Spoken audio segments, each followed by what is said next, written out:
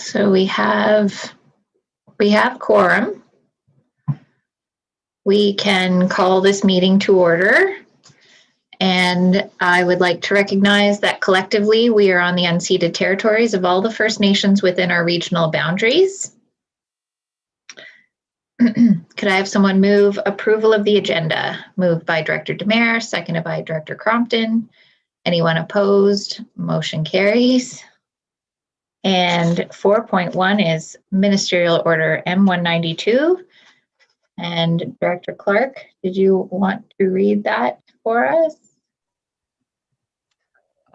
Thanks, Chair. I can read it, or it can just be moved as set out on the agenda. Let's do that. Moved by Director Demare, seconded by Director Hopful. Anyone opposed? Motion carries. And sorry, Director Clark, that virtual policy that you sent me needs to be read as well. Thank you. At this time? Sure. Okay. Thank you.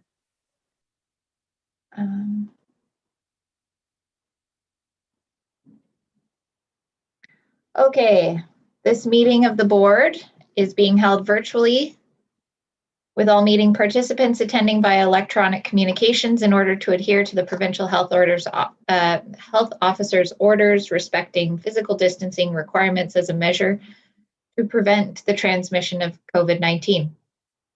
Directors will be involved in and participate in the meeting. Directors are to identify themselves when advising the chair that they wish to be placed on the speakers list, and this will be done by raising your hand. The chair will record the order in which the hands are raised and will allow the directors to speak in the order in which they are recorded. If directors are unable to raise their hands due to being in audio mode, they will verbally advise the chair of their intention to speak. Directors will mute their device unless they wish to speak. The chair may also choose to mute the microphones, and the directors may unmute them on their own accord when required. With respect to a vote, directors are only required to state a nay vote. Sorry, I'm picking up too much background right now. Directors attending the meeting are required to verbally advise the chair of when they leave the meeting and return to the meeting, so this can be recorded in the minutes. For clarity, if a director does not verbally advise the chair but is observed to be absent from the meeting video feed, and the video feed remains on and it is unclear to staff whether they are present in the meeting, the director will be marked absent from the meeting until such time as staff observes the director reappear in the video feed. Directors will text message the CAO if they have technical difficulty with their computer or telephone. If directors are unable to text the CAO, the director will email the chair. If a technical difficulty occurs and it becomes apparent that a director has become disconnected from the meeting will be recessed until the connection status of the director is determined, at which time the meeting will be reconvened with or without the director present, provided quorum is maintained. Directors who declare a conflict of interest in respect of an agenda item will be directed to the virtual waiting room while the board considers the item. Once the board completes its consideration of such agenda item, the director will be readmitted to the virtual meeting room. Directors who are present within the virtual waiting room are asked to stay at their computer or otherwise remain present, if possible, for the entire duration of their time, so as not to miss their readmittance into the virtual meeting room. If possible, any chat functionality of the application will be disabled, and if it is not possible, directors will not use this chat function during this meeting. Okay, let's move on to 5, rise and report from the closed meeting. Could I have someone move that rise and report? Moved by Director Demare, seconded by Director Rainbow. Did you want to read those out, CAO Helmer? Or just include them in the minutes as we usually do? I'm fine with including them in minutes if that's satisfactory to you. Okay, that's fine. So we have a mover and a seconder. Is there anyone opposed? Motion carries. Okay, we are on 6, which is the consent agenda and includes many items. Could I have someone move that? Moved by Director Demers, seconded by Director Birch-Jones. Is there anything to be pulled from the consent agenda for further discussion? Seeing none. Is there anyone opposed? Motion carries. All right. There we go. Okay, any business arising from the minutes? I just wanted to make a special note on 6.2.10 that Silga announced an honorable mention to the District of Lillooet for their project that was submitted to the Community Excellence Awards. That is excellent work. Thank you. And any other business arising from the minutes? Seeing none. We are on 8.1. 8.1.1. We're looking for, sorry, I'm just waiting for Director Needham to come in. Hold, please.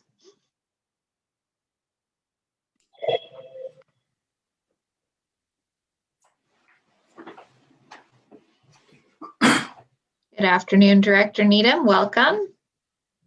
Thank you. We are on 8.1.1. You're looking for a decision on the Upper Squamish Valley Electoral Area D DVP application 158, and I'll let you take it away. Thanks. So I'm Kim Needham, Director of Planning and Development at the SLRD. This application is for a variance. A foundation was poured in advance of permitting, and the slab was found to be offside of our setback. The applicant has then come to us and asked for a 3-meter variance rather than have to dig up the slab. And that's the story there. All right, are there any questions? Director Rainbow.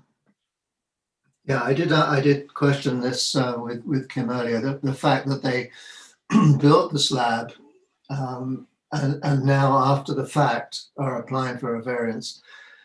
If that were the only issue, then I maybe wouldn't be too concerned, but I believe on this this piece of land, they have a cabin that's down close to the creek. And I'm just wondering if that's permitted. It seems to me to be too close to the water. It seems to be that it's in the riparian area where there shouldn't be a building. So I'm just worried that what is the attitude of this landowner, and if we provide a variance on this slab, are they then coming with a variance for a cabin and then on and on? So I'm not totally comfortable with it. Okay, Director Needham. Thank you. So the alternative to accepting this variance would be that the applicant would need to dig up the slab and possibly re-pour. So that would be the situation that they would be faced with. Speaking to the cabin, is that in their development permit area, or did they get that legitimized? I'm not aware of the status of the cabin because that was not a part of this application. So we don't base a decision on other situations on the property. We look at each case on its own merits. So whether there are other non-conforming property or non-conforming buildings, that wouldn't be something that we would normally consider when looking at a specific variance. Director Rainbow, did I see your hand? But yeah, just to follow up on that, if I have an assurance from Kim that this is sort of a one-time thing and specifically for this slab, and I do appreciate the amount of work that would go into it if they had to replace it or had to move it. But I wouldn't want the property owner to feel that they can just come to us with another variance and we'd automatically go along with that. So maybe if you weren't aware of that, Kevin, I'll call you offline after this is done and we'll talk about it then. Thank you, Chair. Thank you. Any other questions? Seeing none, I have someone move the recommendation that the variance is granted. Yeah. Moved by Director Rainbow, seconded by Director Birch Jones. Any further discussion? Anyone opposed? Motion carries. All right. And thank you, Director Needham. Are we expecting staff for 8.1.2? Thanks, Chair. Suzanne is in the waiting room. If you'd like me to bring her in for this, I can do that. Sure. Thank you.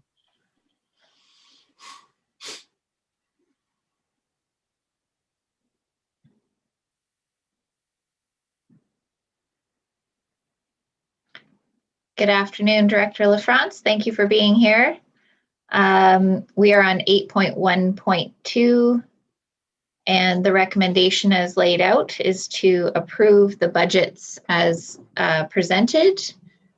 Are there any questions that anyone has before we go through? I'll move it.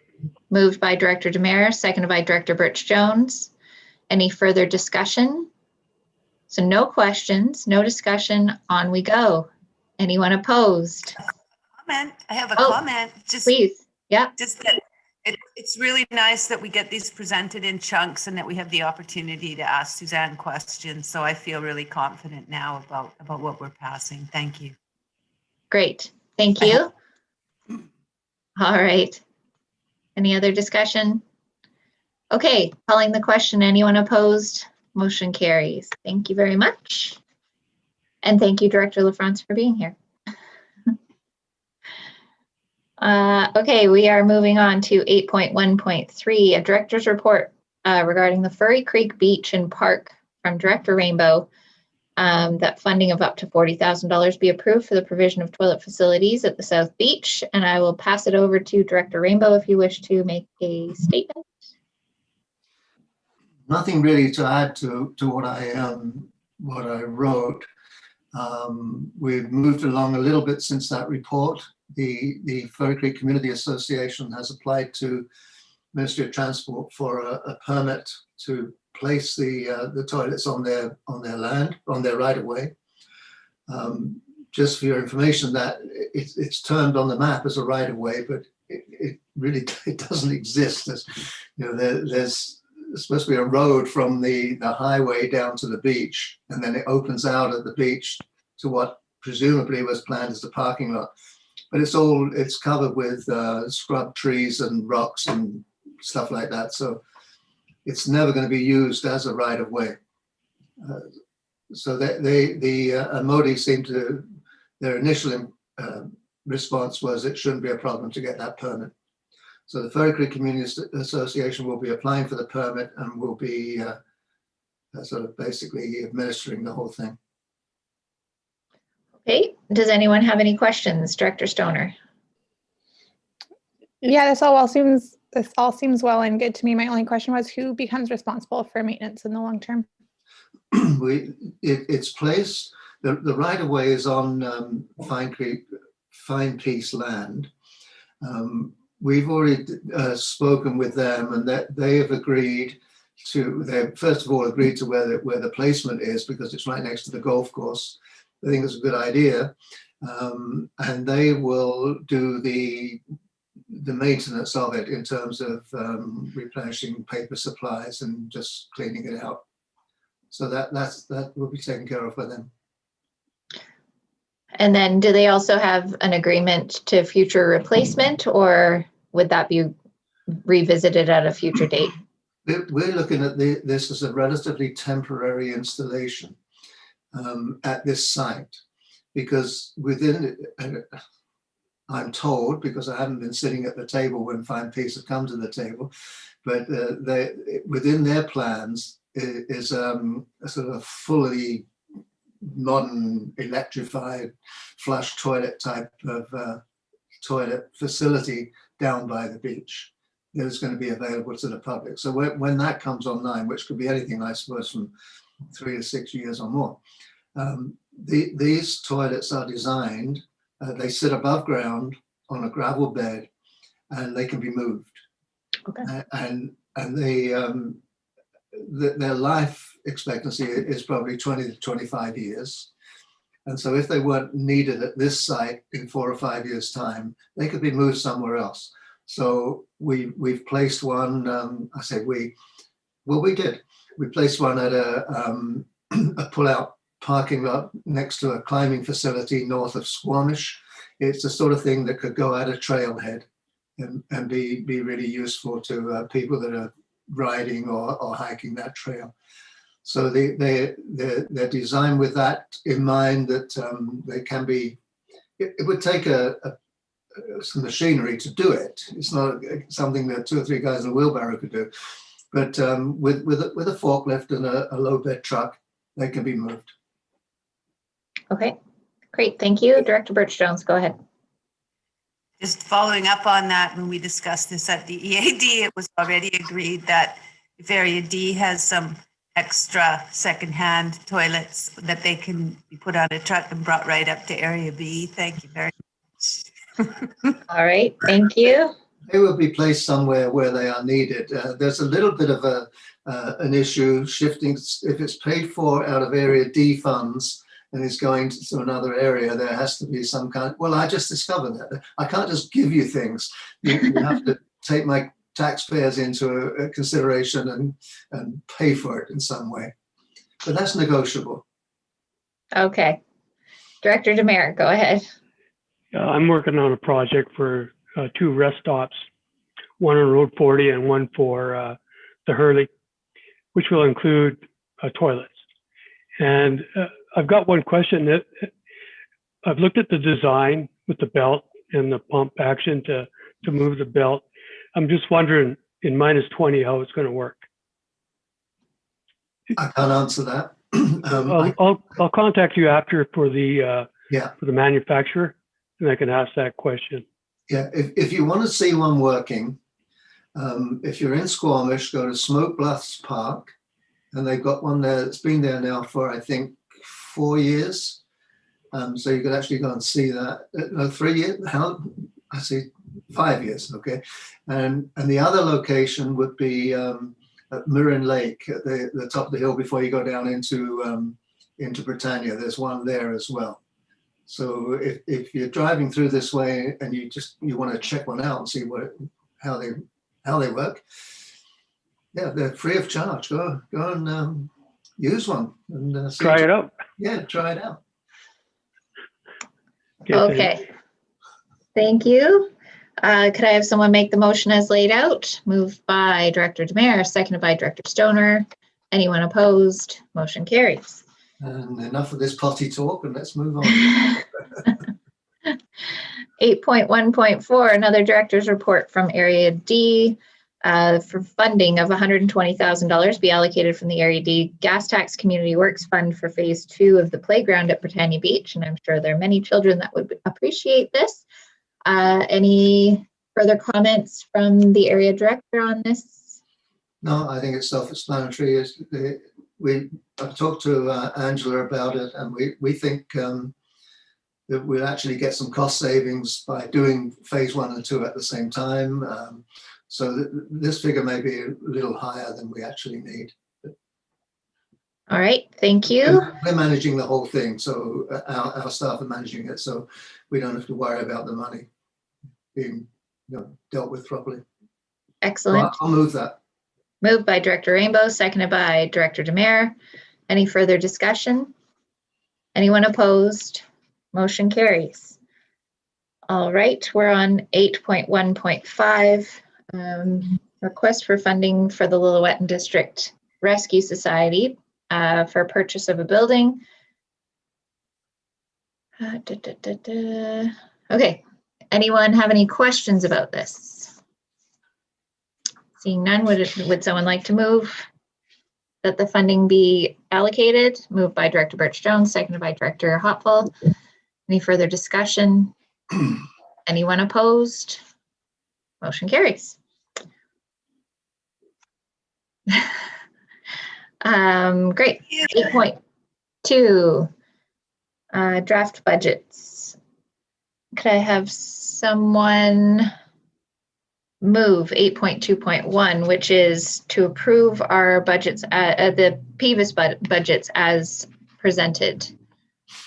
Moved by Director Birch-Jones, seconded by Director Rainbow. Any questions or comments at this time? Seeing none, is there anyone opposed? Motion carries. All right. We're on 9.1, and we're waiting for Mr. Kyobe to come in. And this is a decision regarding 2510. I'll let him come in first. Hang on.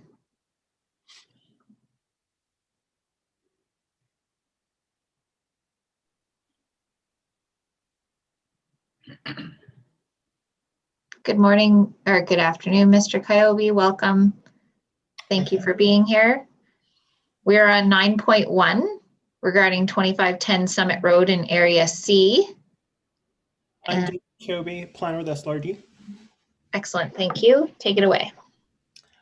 If I can, I'd just like to give the board an update on this project. At the last board meeting, the board asked us to,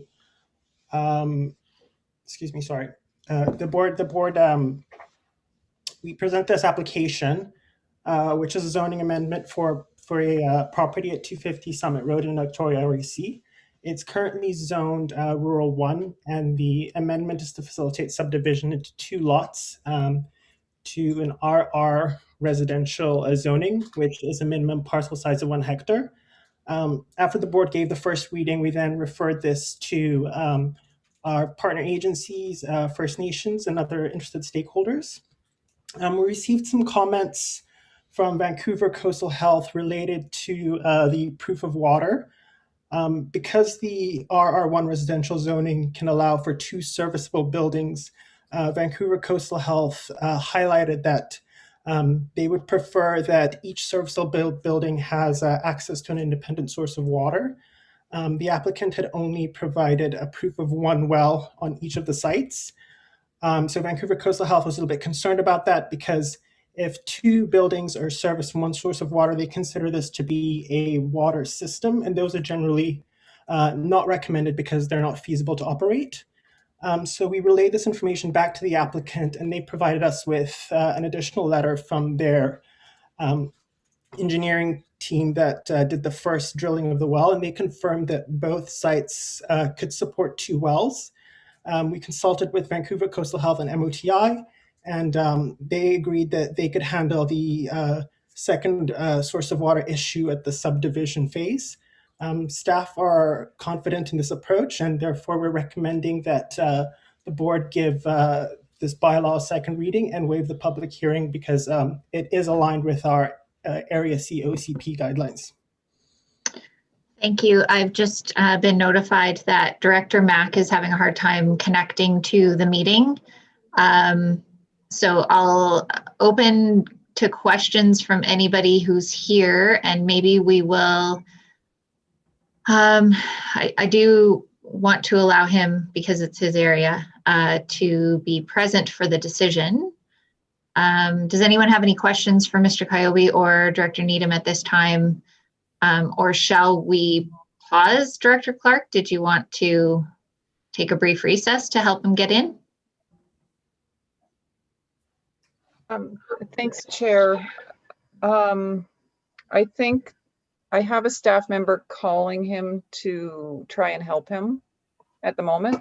minutes, but he isn't in yet. Right. Sorry.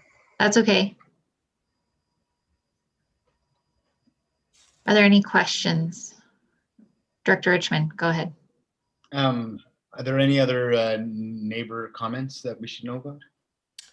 No, we didn't receive any comments yet from neighbors. That will come during the public hearing waiver phase. So we will place an ad and then also send out notifications. And at that point, neighbors can provide us comments on the proposal. And the notification is sent to neighbors directly to neighbors within a certain radius? Yes, within 150 meters of the subject property. 150 meters. And recognizing the geography of that area, do we feel that that's sufficient? Because the homes are pretty spread apart there. We feel it's pretty sufficient. It's also an area, all the surrounding properties have a similar type zoning, actually the exact same type zoning. So we feel it is sufficient in terms of notification, and plus the 2 ads that will go out in the newspaper, which meet the local government guidelines for a notification for a public hearing waiver. Okay, thank you. I just want to make sure, again, knowing that people are quite spread out there, I want to make sure that there's no after the fact feelings of not having been consulted. So that's great. Thank you for that. Thank you. Any other questions?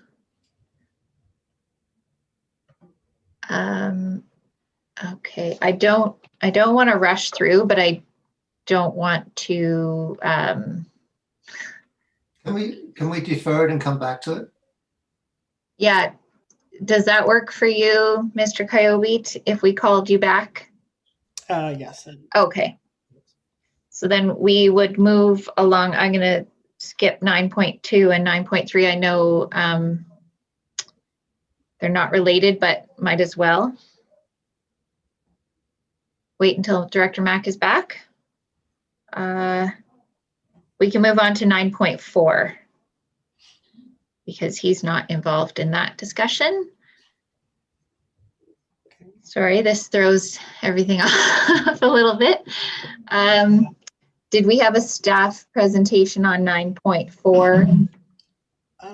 Yes, I can just give a little bit of an overview of where we're at. So at the February board meeting, the board resolved that the bylaws for retaining walls for area A, B, and D be given second reading and a public hearing be waived. Staff advertised the public hearing waiver in the applicable local newspapers. We also placed an ad out in Area A at the Goldbridge Community Complex. As of today, we haven't received any comments about the proposed zoning amendments. So therefore, we recommend that the board give the bylaws third reading and direct staff to send them to MOTI for approval prior to adoption. Okay. Does anyone have any questions? Seeing none. Okay. So I will ask for someone to make the motion of 9.4 that the third readings are given and that the referral is made on, I think we can do all of this together in one motion. Is that correct? Can you do the third readings and adoption together? We're not doing adoption, we're doing referrals. Oh, right. So I think we can do those. Go ahead, Director Demare. Yeah. I'll move them all. Okay, moved by Director Demare, seconded by Director Rainbow. Any further discussion? Okay, calling the question. Anyone opposed? Yeah, actually. Go ahead. Just since we seem to have some time while we're waiting for Director Mack, I was hesitant on this one, but I've talked it over with staff and so on. Because if I understand it, this is to do with like the aesthetics of retaining walls. And so I sort of think, well, you can make anything beautiful and you can make anything ugly, but we've got some pretty steep terrain, some pretty challenging pieces of property here. So I think in an unusual, well, how straightforward is it to ask for a variance, and is there a cost attached to that? What's the time and cost when someone applies for a variance? From what I've seen, it appears very straightforward. I'll pass that to staff. Director Needham, would you like to? Sure. I believe our variance right now is $750, and it usually takes about 2 weeks. Or sorry, 2 months, I should say. Variances are cheaper for farming properties, I believe. But it's a fairly simple process. Okay, thank you. All right, we have the motion on the floor, and I will call the question. Are you comfortable with that, Director Birch-Jones, before we move on? I don't want to rush you. Not too comfortable. But I think I'm going to let it, sorry, I see Director Hopful had her hand up. Director Hopful, go ahead. Can I just ask, when you talk about the putting up on, I don't know what page it was on, I think it was on page 299, there was a picture of a slope. Like normally you would put on a sloped retaining wall, but if you put 1.2 meters in between, sorry, is this? Yep. If you put 1.2 meters between, won't that take away from the actual lawn or yard? Or I just have a friend that lives on a hillside. His house is built and he's got a gradual retaining wall all the way up to keep the mountain from sliding down. But if he was to have to put 1.2 meters in between, like as a stepped process, his house would have been moved back a considerable amount. I'm just wondering, yeah, I guess a variance would work. Go ahead, Director Needham. Yeah, I can speak to that. So I will correct myself. A variance permit is $450. And the stepping is really to allow for planting so that trees and shrubbery can be planted in a large retaining structure to help cover the upper tiers so that the retaining wall doesn't appear so massive. And yes, the more you step a retaining wall, the more it does dig into a lot. And that is why we would have a provision for a variance in cases where somebody had a situation where they felt the regulations couldn't work for them.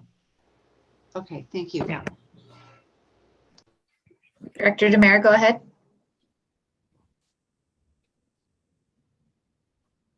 The new building code, which everybody has to adhere to, is anything over 1.2 meters, it has to be an engineered wall. So no matter what you do, it's going to cost money to get it engineered. So yeah, and you can see, they got maximum heights on some of these walls also, like 2.5 meters that you can go. So I'm very comfortable with this. Okay, thank you. Okay, so we have the motion on the floor. I'm going to call a question. Is there anyone opposed? Motion carries. Okay, we do have a delegation for 1 o'clock. Sorry, it's not a delegation, but we do have a 10.3. We're moving on to 10.3. And, sorry. So we are looking at the Tiger Bay Development Corporation, OCP, and zoning amendment application for Britannia South. And this is a staff presentation. We're just waiting for that staff member.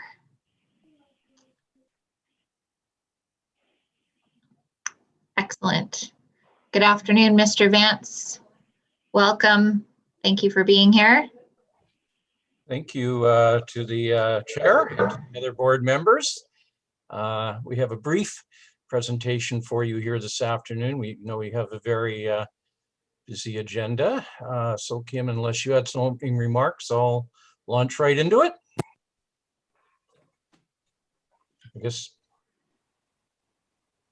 I will just introduce Mr. Vance. He is a planning consultant that is working for the SLRD to assist us with the Tiger Bay rezoning application.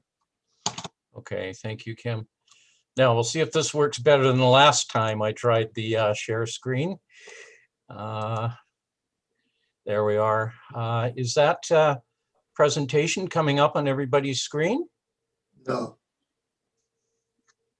Kim, is it on yours? Oh, gosh.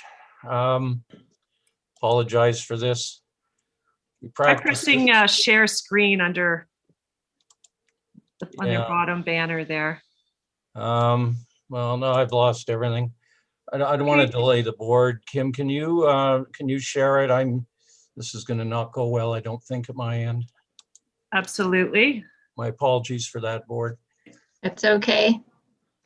We're all used to these Zoom. We practiced so hard on this yesterday. Quite all right. All right. I see it. It looks All right, great. there we are. So Thank Kim, you. I'll let you scroll through. We can go to the next slide. Just trying to get this on a larger screen here.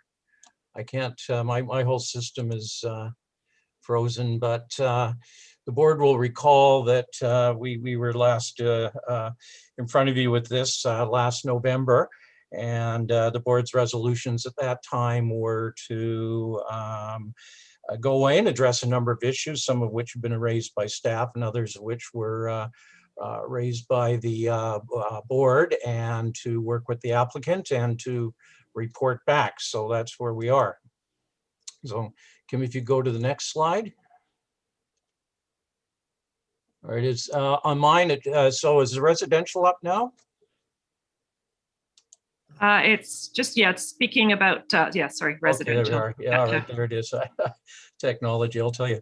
Anyways, one of the big issues with that we raised with the board last time, and the board concurred, is we felt that the density was too dense, that things were packed in too tight, that at the previous plan, all of the residential density was in the north area of the South Britannia community.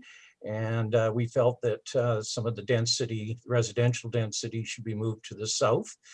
The applicant has agreed, and you'll see on that slide where the circle is, they've created what's called a flex zone.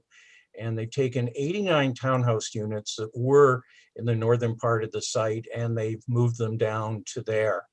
And so that opens up the north part of the site more, provides for more parking and so on.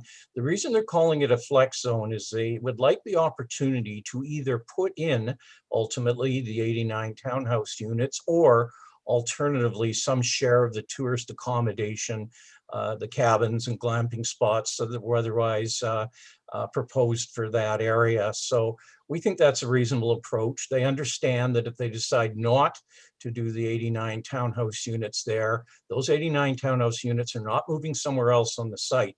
It's either the townhouse units or the cabins and glamping spots. So there's agreement on that now. And we feel the site planning is much better for doing that.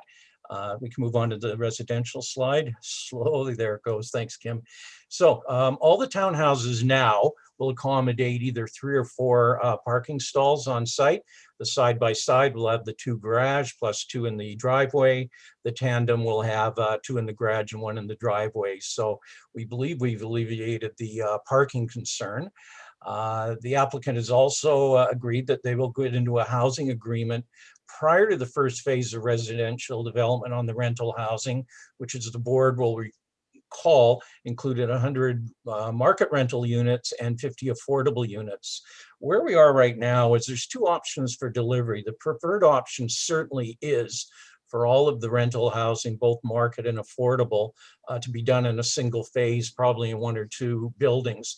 The challenge is at this point, obviously, there's no housing provider, be it BC Housing, CMHC, whoever is going to come forward and go, yeah, we'll do this 5 or 6 years out. So ultimately, we believe that it will be single phase, but we don't know that for sure at this point, and we won't for several years. So the other option is a more spread out model where some share of the market and affordable rental is provided on a phase by phase basis. That's not ideal. We don't think that's what will occur, but it is a fallback position. The issue had also been raised as to whether there was a need for an employee housing program. It's been concluded that is not required. Certainly there'll be some employees in South Britannia at the surf park and other facilities who'll choose to live there, but certainly I know it's a challenge. There's a housing shortage everywhere, but some may live in Squamish, some may live further afield. There will be the affordable and the market rentals. So it was concluded there was no need for an employee housing program in South Britannia. The other big issue that had come up was transportation, and the board will recall, and we see it there, that the original proposal by Tiger Bay was to retain, not exactly as it looks, they would fix it up, but it would be the one-lane tunnel between the north and south areas. Staff did not feel that was appropriate for the volume of traffic that was going to be going through there. Modi, we believe, concurs with that. So the applicant has agreed, subject to further discussions with Modi on design and timing and so on, that tunnel or underpass, call it will you will be upgraded to 2 lanes, and we'll have pedestrian and cycling. So we'll be dealing with Modi on that in the coming months to determine the details. The question had also been raised, a little bit more detail on the proposed transit. So you see the circle on the right on the screen there is the local transit hub, which will be constructed as part of phase 1, adjacent to the surf park. We haven't come up with a detailed design for it, but the idea is it would be used for buses, shuttle, pickup, drop off, and so on, with some kind of a bus shelter there. The other one is the regional transit service, and that's the circle on the left side there on the highway, where there has been some discussions between Tiger Bay and BC Transit. We have not been involved in those discussions to date, but we will be getting involved to see if there's an opportunity to have a regional transit hub on the highway adjacent to the former coffee shop, Galileo coffee shop up there, or it may be partially on Tiger Bay land, partially on Modi land. We're not sure, but it's something we will continue to be pursuing to get that in there if possible in early stage. No guarantees, of course, given the financial challenges that BC Transit is facing right now. Now, with respect to the surf park, there was a number of questions from the board about it. There's certainly more detail available in the package. Tiger Bay submitted quite a bit of information on it. Hard to summarize it in one slide, but we've done our best here to confirm some of the questions that were asked. The Tiger Bay will be the majority owner, but we'll have apparently some partners on the project. They strongly believe it will be viable. They are projecting 120,000 uses annually, which obviously would ramp up a little bit over time. That wouldn't be year one. It will be a year-round facility that they believe will complement other outdoor tourism activities in the corridor, the surfing or the skiing, the windsurfing, mountain biking, and so on. Surf Park will employ 60 to 70 people, payroll about $3.1 million per year. It will include some ancillary facilities, some retail, probably we assume surf themed, some food and beverage, and so on. The question had been asked about the traffic impact. They're saying that the maximum number of surfers that would be accommodated per hour at the surf park would be 90. And therefore their consultants have concluded, their traffic consultants, would have a minimal impact on traffic. They'll be using local well water for this, the same source of water. It's for the rest of the community. I think one of the board members had questioned or asked whether it was going to be seawater or not. It won't. It'll be local well water. It will be unheated, and it'll be lightly chlorinated. And in talking to Tiger Bay, they say the reason it can be lightly chlorinated is because the water is churning all the time, obviously, because it's a surf park, so it doesn't need a high level of chlorination. And according to the research they provided to us, it is not high in terms of energy consumption. It consumes less energy daily than a typical ski lift or a 18-hole golf course. The question had been asked, is there some alternative employment uses perhaps to the surf park? Some of the board members will recall that over the years, Tiger Bay and its predecessor, Tai Ching. It explored a number of employment opportunities for South Britannia, none of which had worked out. We've looked more closely at the notion of light industry being there, which had been raised.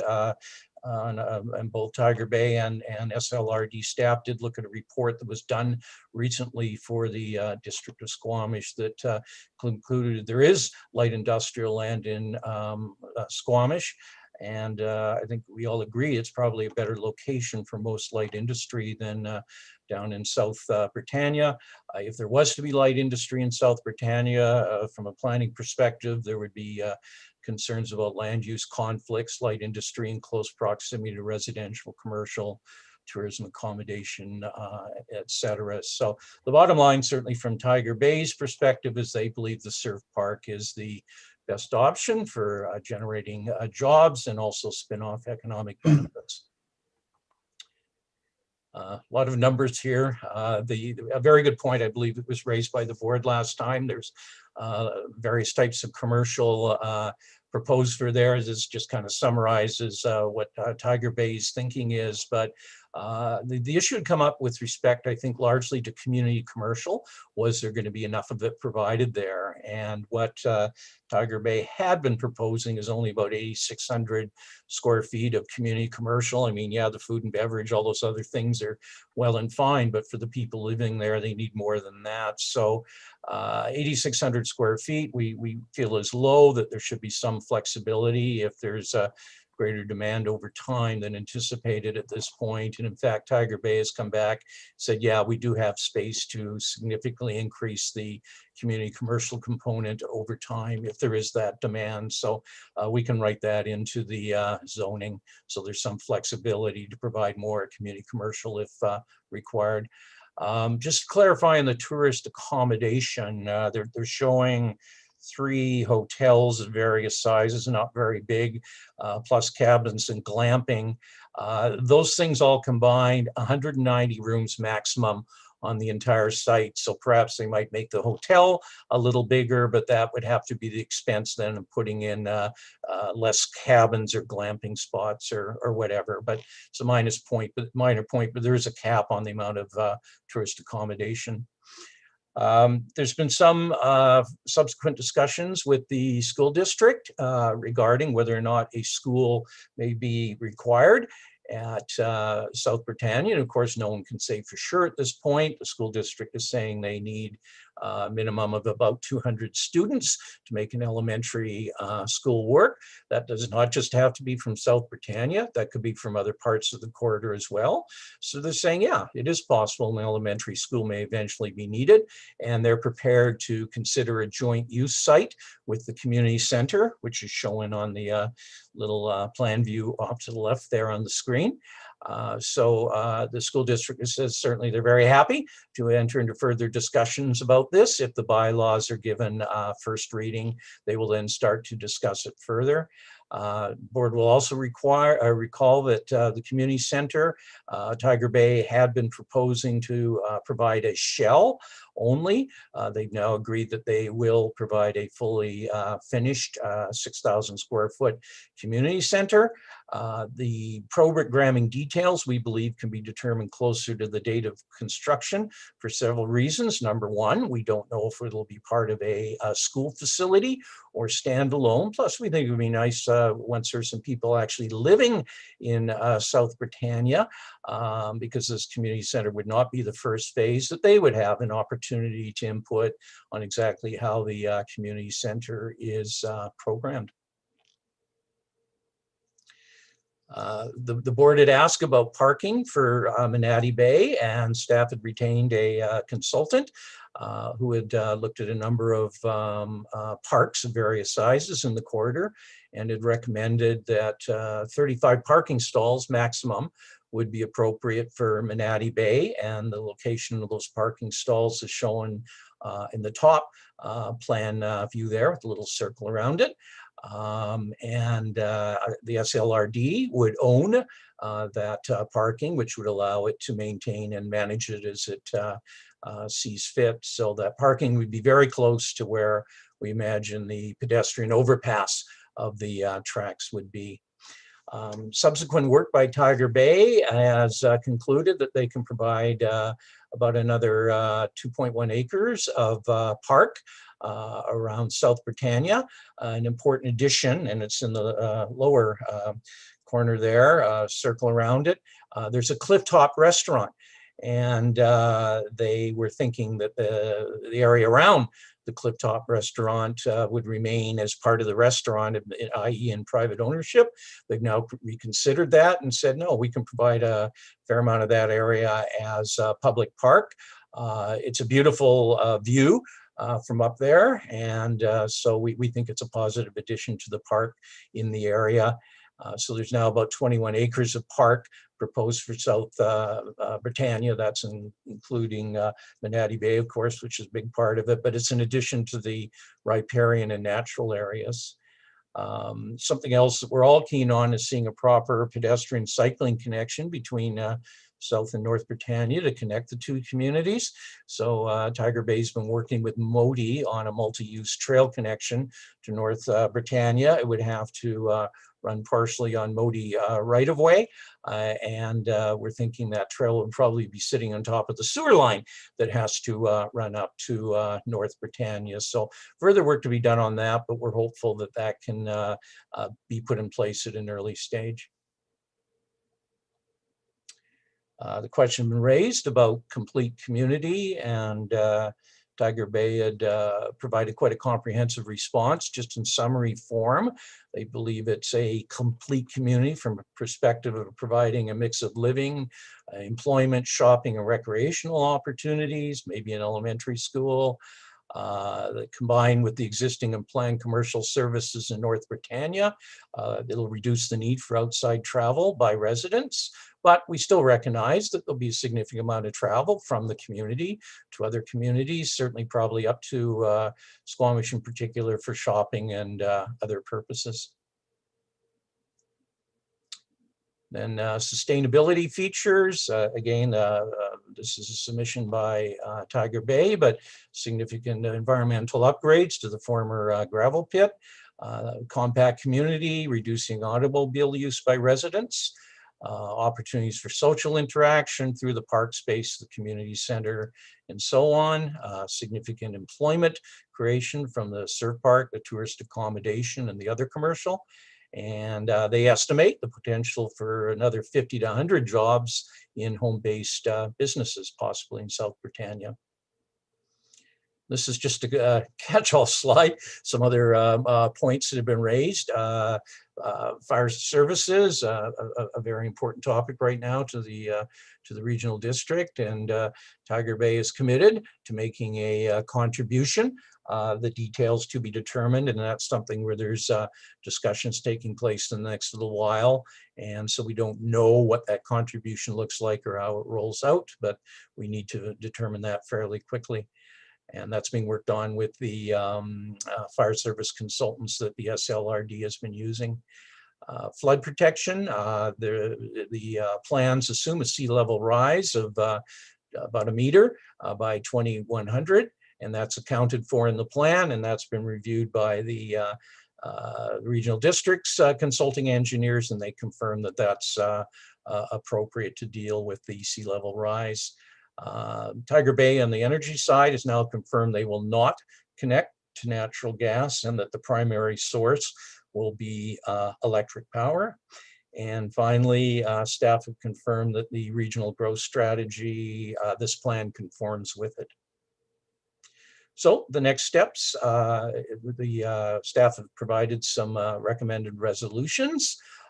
If they are supported by the board, along with any other commentary the board would like to provide today, staff will begin preparing the amending bylaws for board consideration of first reading, and we'll bring forward a report. We think that's certainly going to take several months, probably more, to do. There's a lot of work on that side. And we will also be bringing forward the term sheet that will set out the various amenity contributions by Tiger Bay, phasing, and so on. And that'll form the basis of a development agreement that'll also be prepared and presented to the board. I think that was it. I think we're open for discussion now. Thank you for navigating that PowerPoint, Kim. Excellent presentation. Thank you very much. That was great. Are there any questions? Director Stoner, then Director Richmond, then Director Demare. Thank you. Through the chair, I'm new to the board and new to this file, but I was just curious if there's been any discussion or confirmation about the diversity allocation of the market rental and affordable housing, and if those are expected to be all in a single form of housing, such as apartments, or if there's expectation that has been set that those should come in as both townhouses and apartments of varying bedroom sizes. Thank you. Through the chair, the discussion to date has been fairly high level. The assumption has been that the affordable component, as well as the market component rental, would be apartment. No discussion of anything to do with diversity allocation. Okay. Director Richmond, go ahead. Do we still need the PowerPoint up? No, I think we can take it down. Thank you. Go ahead, Director Richmond. So a few questions. Where to start? So first of all, with regards to the process, there's a few of the elements in here that are, there's statements like Tiger Bay is committed to contributing to fire service, or committed to providing certain things that aren't quite specified. Things like how many parking spaces, maybe this is in here and I missed it. It's one of my questions. How many parking spaces will be provided around the transit hub? And I've got more thoughts around that. But my first question is around process. A lot of the wording in some of these 8-9 groupings are about being committed to. When we get an application that we are, that the applicant is hoping we will pass on to first reading and public input, will these commitments be more specific and in the application? That's my first question. Yes, thank you. Through the chair, we will not be bringing back the bylaws, assuming the board agrees to have bylaws brought forward.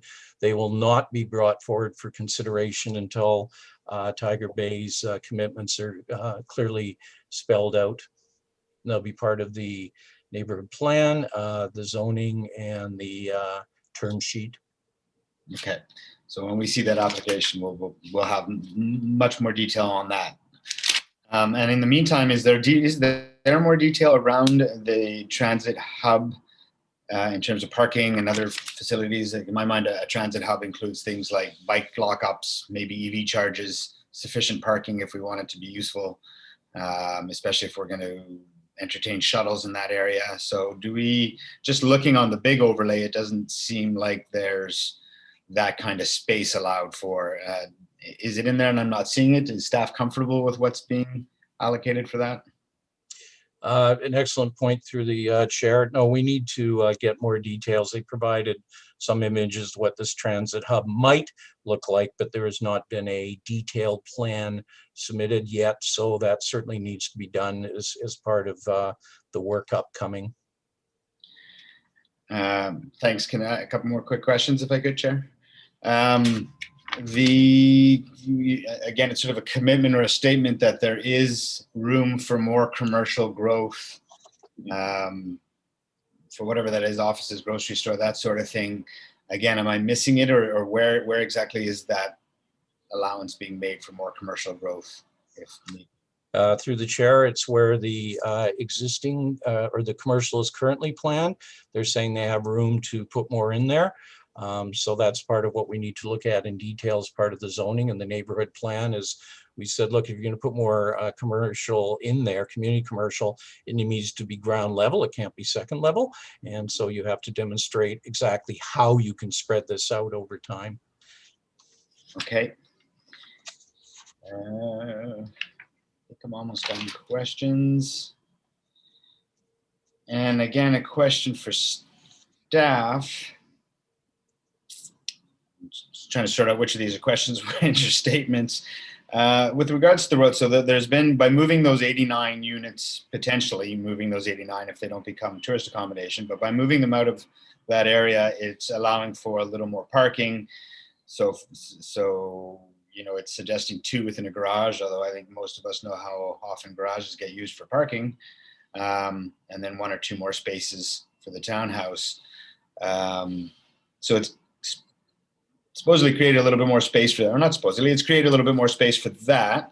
I'm wondering if staff feels that is sufficient, and just the tightness of the buildings. I'm trying to imagine what it looks like to bring all these style buildings together in this smallish area, and it still feels like the streets being strata size and not municipal standards are quite narrow, and I just worry, we're talking about bringing shuttles through, worry about trucks coming through if commercial does grow. So my question to staff is, do we feel the 89 units that have been moved provides that much more flexibility and opens up the density to allow for proper traffic flow, a comfortable, livable feeling, sidewalks, that sort of thing? Through the chair, it helps. We agree. It'll still be tight. One of the challenges here is there's a lot that's going on, and certainly that surf park, it takes up a fair amount of space.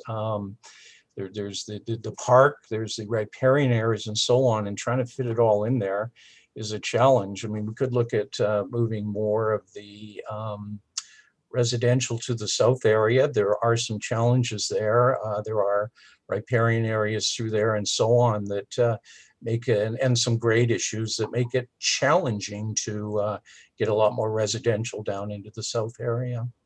But yes, it's compact, there's no question.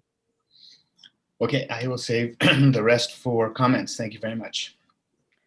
Okay, thank you. I have Director Demare, then Director Elliott, then Director Stoner, and Director Crompton. I was the one that brought up the water issue, whether it was chlorinated water or seawater. So now we know it's chlorinated water.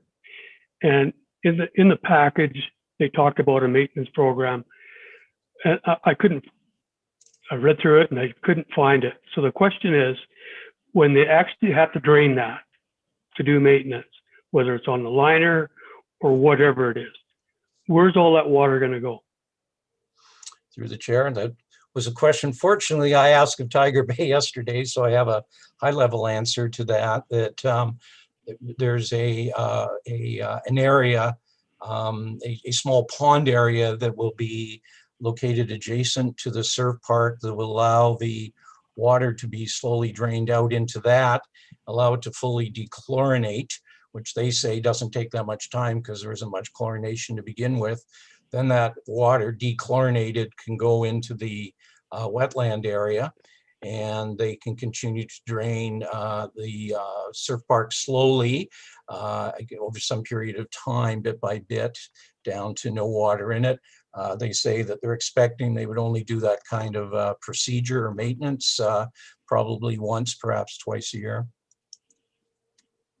Okay, so I would presume that they've excuse me, that they'd have a testing program so that the water that does flow into the wetland is totally, all the chlorination has been removed.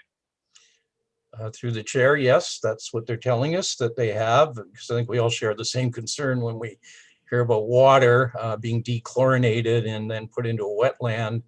You know, the immediate question is, are we sure that it's completely dechlorinated? Is there any risk or danger of impact on the natural environment? They're claiming they have the technology and systems to make sure that occurs. Could we, the next time this is brought up, have a detailed maintenance plan, please? Yes, through the chair, we can certainly ask them for that. Thank you. Okay, Director Elliott. Thank you. So one of the things that we're striving for here is this idea of a complete community. So the neighborhood commercial Mr. Vance, that's the piece tucked to the northernmost part, correct?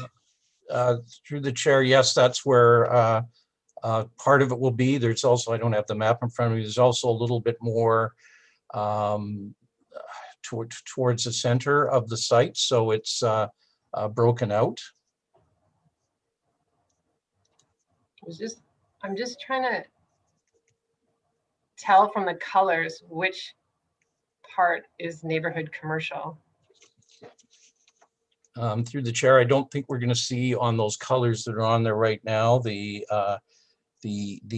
community commercial specifically broken out. It's kind of mixed in with the office and some of the other components. Certainly at the zoning stage, we have to differentiate between those. So what I can't tell from these maps is sort of the active transportation plan. So it says in the wording of the plan, we want people to be able to walk and leave their cars at home and walk to what they need.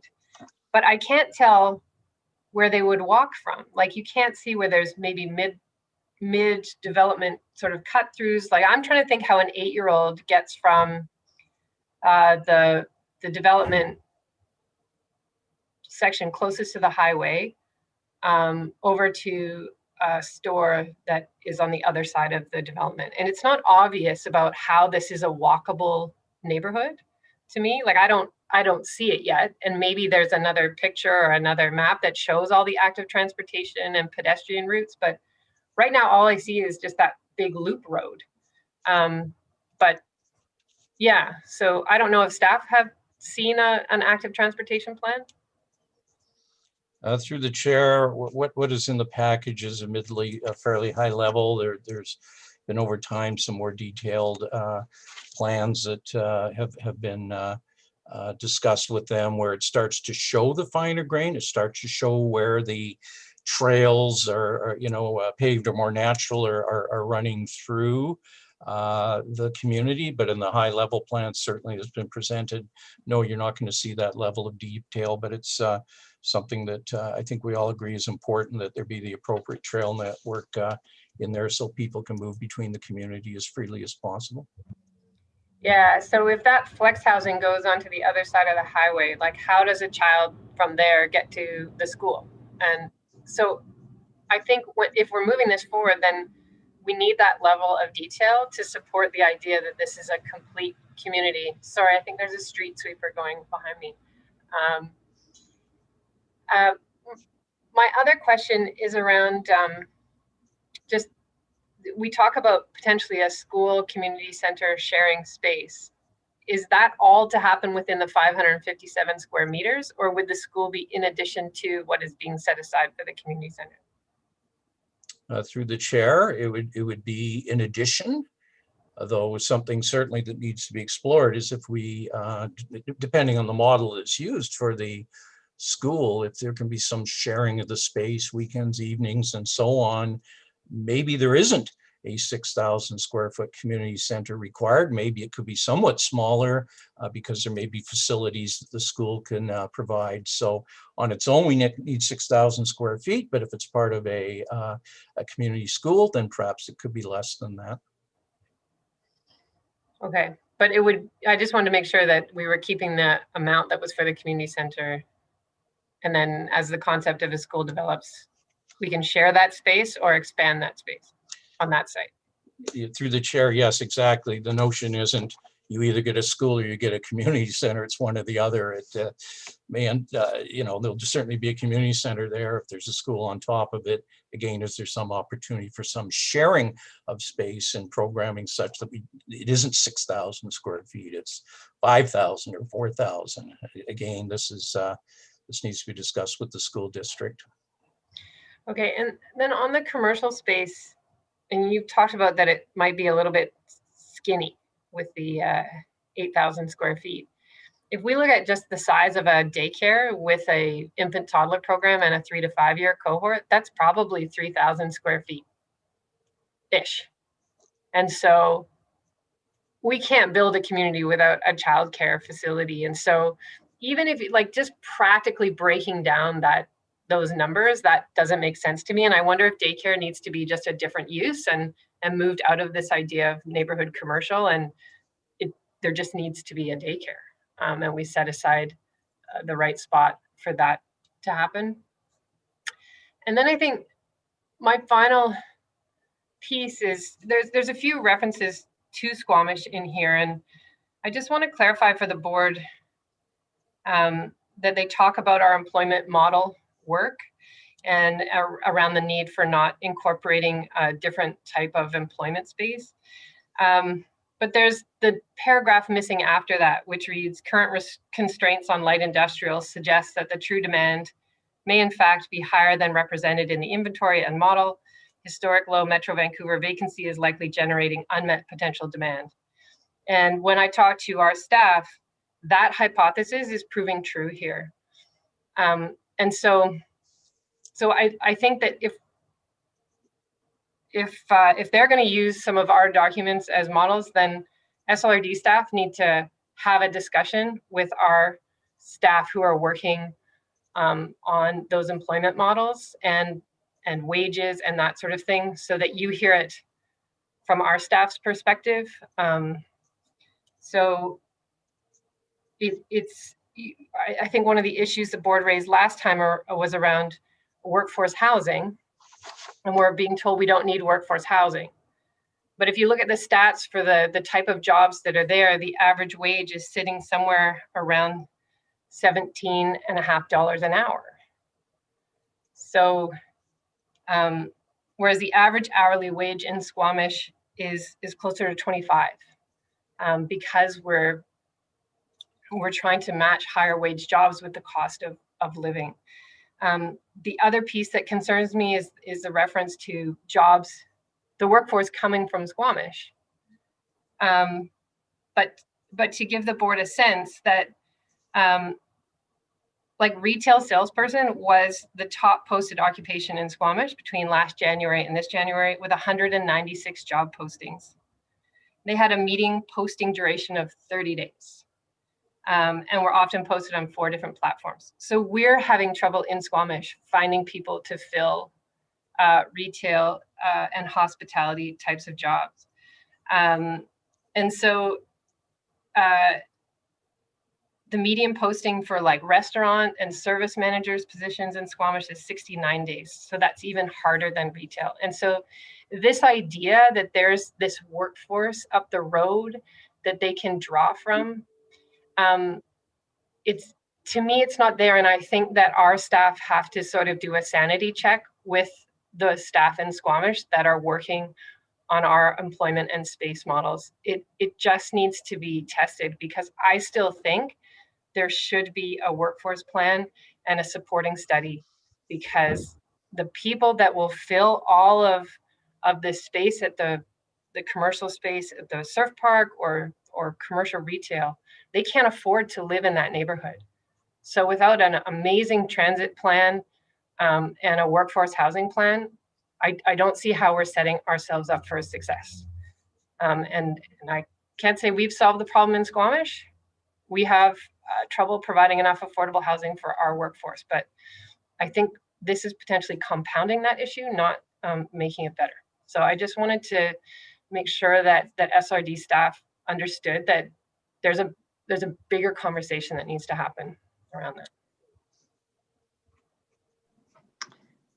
Thank you, Director Elliott. Those are incredibly good points. I had Director Stoner, then Director Crompton.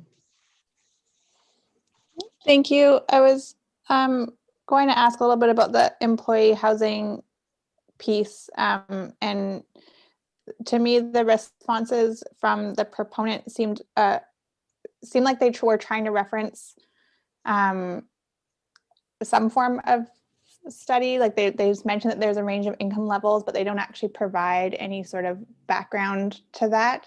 And so I do wonder if it is possible, or if it has been requested of them to create a workforce study, and if that's something that we can expect to have to help inform that actual decision as to whether employee housing is needed or not.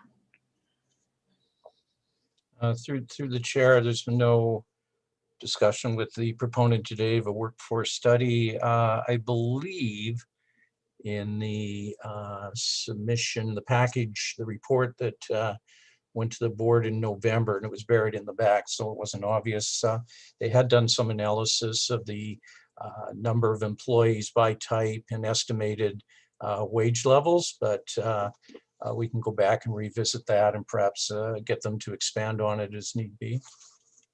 Yeah, that would be helpful. And then my other question was just if there had been consideration of including the childcare component in the community center space or addition to, as opposed to labeling it as part of the neighborhood commercial use. Through the chair, no, there hadn't to date. I think we all agree that there likely will be a need for childcare. It's just whether the board would like to have that explicit in there, not as a possibility, but as an absolute. And then the question would become, well, does it make more sense to be in the commercial center, or could it be a component of the community center? And as I mentioned earlier, we hadn't thought of getting into the programming in any detail of the community center right now, but if the board wishes, we could say even at this early stage that one of the components of the community center absolutely will be childcare.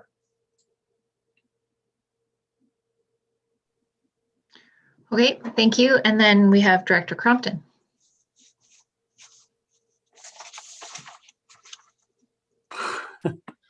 Thank you, Chair. I am interested in the appendix on affordable housing, and I'm wondering why we have settled on, or why they have settled on 100 market rental and 50 non-market affordable. Is that based on analysis that they've done, or is that, I guess that's the question, is that based on any analysis that they've done? Through the chair, I can answer, I think, part of that, but then I think Kim can probably supplement that because she's got more history on this. The 50 affordable, as I recall or understand, was a direction of the board that there would be 50 affordable included in the South Britannia plan, which would be 5%, and that would be in addition to the 1,000 market units. It's the decision of Tiger Bay that they feel 100 market rental would be appropriate in there. We've seen no research for them as to how they landed on hundreds. They just thought that was an appropriate number as part of the mix they were providing there. Kim, is there anything you can add to that? I don't have anything more to add. That's correct.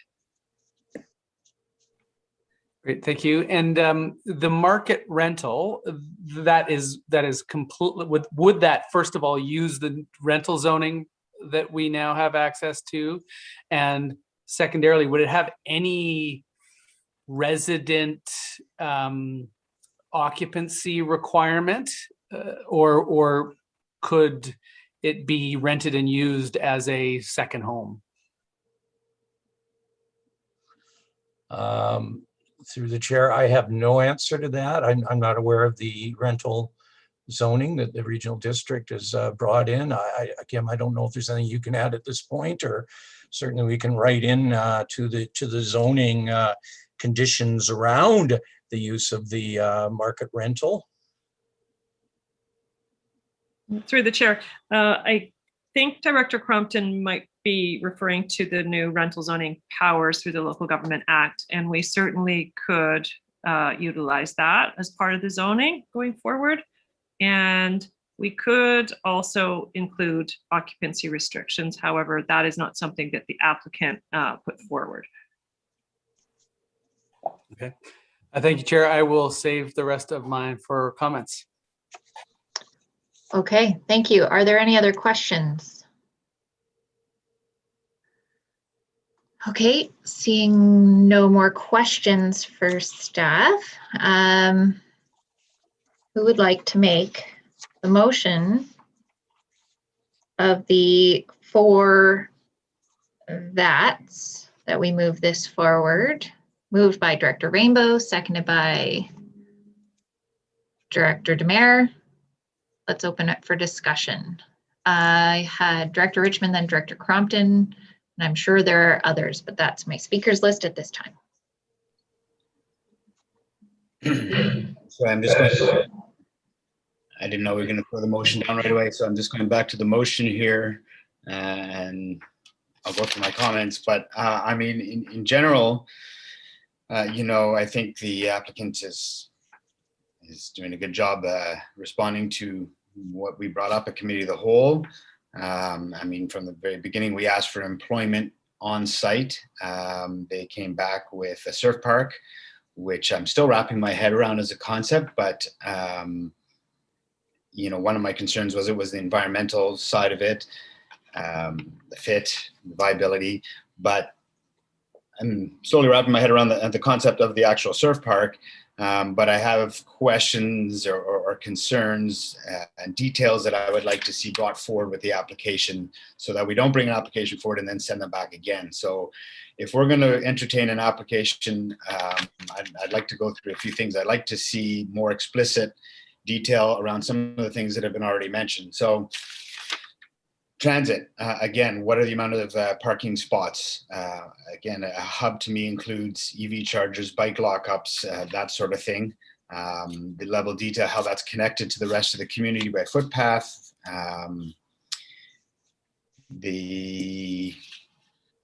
So I'd like to see more detail around that in the application. The commercial component, I still feel 8,600 is not near enough. And a lot of my thoughts that I'm about to mention here are based on the fact that we're talking about 1,000 units, call it 2.5 people per unit. That's 2,500 people. And there's currently about 3,200 people in Pemberton. So I keep bringing it back to that scale and looking at what we're providing for services and making sure that what we're planning here is a community that will be able to thrive long-term and have what it needs to be a healthy community, that it's a village in some ways. So I have concerns around the commercial space. I definitely had childcare on there as a question mark for commercial space, and that it should be allocated somewhere else. I like Director Stoner's idea of keeping it near the community center and school site. Again, you know, we've talked to the school district. It's very plausible that one day we will need a school. If there's 2,500 people living there and Britannia North and Fergie, we need schools there. Unless we're putting all the kids on the highway. So it's going to happen eventually when this place builds out. So I want to make sure, along the lines of Director Elliott's questions, that the community center and the school space and potentially the daycare space in that area is sufficient. I want to make sure, I feel like we need to see in the first application more allocation towards commercial, local commercial. Yes, there will be some commercial in Britannia North, but again, we're talking about 2,500 people just over on this side. They will need more than just a corner store and a couple of offices and 8,600 square feet. That's not a lot. Not to create a compact community in my mind, not where you have healthy living, where people could stay in that community, go out for dinner, you know, be active. I just worry that we're building a compact community, sure, but it doesn't feel complete to me at this stage. And I think we need to see better and more allowance for, again, commercial space, childcare, all that sort of thing. The trails, I'd like to see more explicit details I mentioned on the fire service commitments. I wonder, from a question for the rest of the board is, you know, there's mention when it talks about the environmental aspects of the surf park, it says they ultimately would like to go carbon neutral. Director Demare brings up good points around the dechlorination and the wetlands. Again, there's wording like commitment and understand the importance of, but in that first application, what will be the level of explicit commitment to getting to carbon neutral, to protecting that wetland? I'd like more than just a commitment on it. And I still feel that the density is a little too much in terms of the street sizes, not so much the buildings themselves, but I feel the streets and the trails within, and maybe I'm wrong, maybe that level of detail will prove me wrong. I'm happy to see that. But the feeling I get from it right now is it's too dense. And I know I've got more, but the last one, I think for now anyway, is the employment. You know, the surf park, considering that it does work and there's at least 60 to 70 employees there, there's a bunch of employees in the local commercial. As we've said, as Director Elliott said, I don't feel that there's going to be the ability to draw those employees from surrounding areas. And we're talking about 50 affordable units and 100 market units. I don't feel that's enough to sustain an employment base there. It won't allow young people to move out of home, if, you know, young meaning in their 20s, and stay there if it is a real complete community. So I feel like that number, those numbers really need to grow. And I feel in terms of how those are provided, I think an apartment building is good as one, and I think the other units should be provided throughout the development to make sure that there's a diversity of housing in there. I was happy to see the duplexes and triplexes. I feel that some of the employment housing should be in a dedicated building, and then the rest should be spread out through the phases. So in the report, it's one or the other. I think it should be both, and that would help accommodate more employee housing. And I feel that a housing agreement, an employee housing agreement, is actually, I'm not sure why we're dismissing that. I think it is a good idea for the surf park to have that sort of agreement to make sure. And that's it. Thank you for entertaining me. Thank you, Director Crompton, and then I have Director Rainbow. And then Director Elliott. Thank you, Chair. I think this is a real improvement over what was in front of the board previously, which, I mean, previously, when we saw just a massive amount of residential that would have simply been a community. I think the employment opportunity focusing on tourism makes sense of where we're going as a region. I think we need to ask the proponent to be much more aggressive on affordable housing. I would support the inclusion of workforce housing for sure. I think staff and the proponent may want to consider occupancy restrictions and certainly the rental zoning made available by the province. And one of the benefits that Whistler has received from a legacy of including tourist accommodation zoning is that there's clarity around how like Airbnb and that kind of accommodation is used. And I think that some clarity and difference between tourist accommodation and residential zoning would serve this community well. It's funny to say that I support the employment opportunity being found in tourism, though I do, but what I'm about to say next moves counter to that. I am concerned about opening Umanati Bay as a tourism amenity for the Lower Mainland.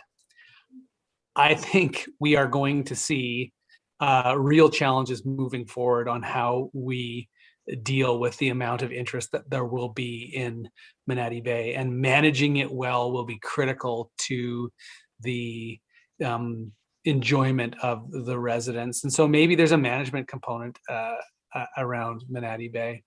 I very much agree with Director Richmond's comment, and I'm comforted by Mr. Vance's response that we're going to need intentions finding themselves in actual agreements. And so before this gets back to me, I look forward to seeing everywhere in this report that says intends to change to agrees to. Thank you, Chair. Director Rainbow.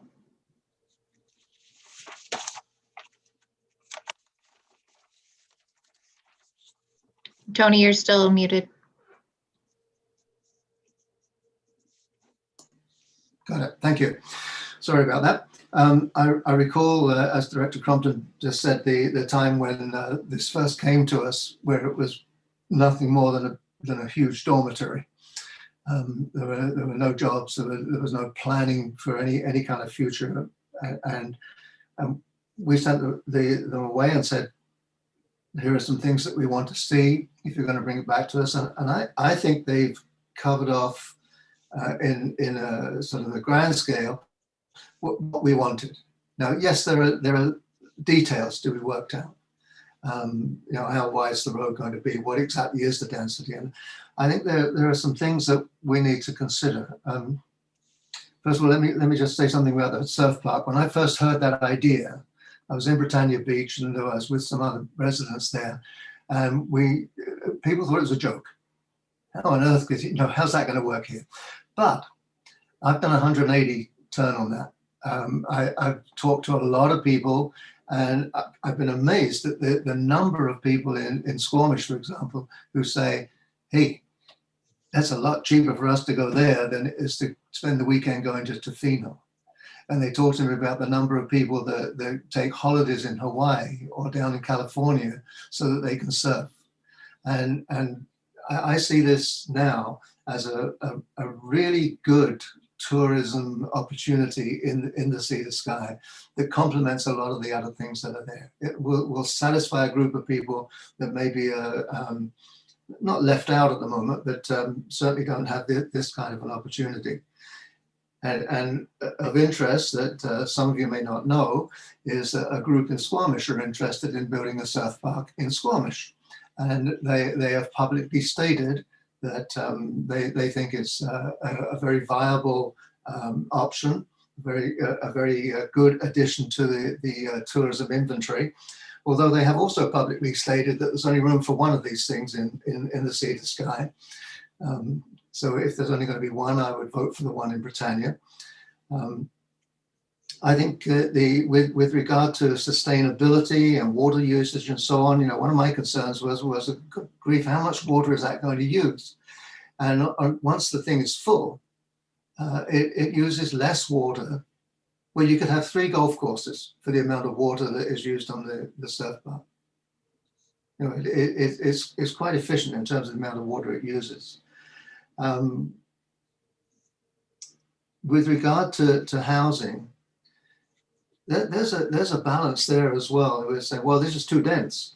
But if we say to them, well, you've got to go back to single family homes, or you've got to use more space, you've got to open everything out, that increases the cost dramatically. It changes the whole proposition, changes the whole plan. So, having that density with townhouses, apartments, that kind of thing, that helps get the cost per unit, keep it at a reasonable amount. So we should be careful when we say, well, it's too dense. What would be the implication of opening it up? Somebody just mentioned Umanati Bay. Umanati Bay is already crowded with no access. There's no legal access to it right now, and it's already crowded on sunny days. 35 parking spaces is well, that's nice, but it's really not going to do it. You are still going to get people parked out along the highway alongside the railroad tracks. You're still going to get people, even if there's a legal footbridge across the railway, there are still going to be people going along that railway track to get to Umanati Bay. So it's a problem now. When it becomes our park, it's going to be a bigger problem for us. At the moment, we don't see it as a problem because it's nothing to do with us. But when it's our park, it will be our problem, and it will be a big one. It's not a big enough park area to satisfy North and South Britannia. Never mind the people from Squamish and the people from Lions Bay and the people from Ferry Creek that like to go to Umanati Bay. So that really is something that we need to consider, and I'm not sure what the answer to that is. I think with it's interesting to hear the comments now on housing when I recall earlier comments by the board that this was the wrong place for affordable housing. It's not the wrong place for affordable housing, and it's not the wrong place for some kind of housing that is designed for the lower income workers, the kind of people that will certainly Whistler depend on, and this surf park will depend on to some extent as well. And so I think the notion of having some kind of plan, whether it's a dormitory situation or whether it's whatever it might be, some form of housing that is designed specifically for those younger people that are going to be earning the $17 an hour instead of the 30, 40, $50 an hour. But I would hope that we will send this to staff now and ask them to write up the bylaws and bring it to us for first reading. I know that staff have been making notes with some of the comments that we've made today, and I'm sure that they will take those into account in drafting that bylaw. And then what I would hope from there is that we get the same kind of tweaks and adjustments that we've had with other developments between first and second reading. You know, I recall when McDonald's came to us the first time, there were some questions about the width of the road, the ability for fire trucks to turn around and things like that. And that was dealt with, that was addressed between first reading and second reading. So I hope we don't sort of send staff away from this and say, go and do some more work and bring us another presentation, and then we'll think about getting you to write a bylaw. I think we're ready at this point to move to that next phase, which is to have staff prepare the bylaw and bring it to us for consideration. I'll leave it there for now. Thank you. Thank you. I have a speakers list of Director Elliott, then Director Stoner, then Director Crompton, Director Birch Jones, and then Director Richmond. So Director Elliott, go ahead. Thank you. It was nice to see the culvert width doubled. I think that is a really important change from last time. I still think there's a level of detail that is missing to get me to the point where I see this as a compact, walkable, and complete community.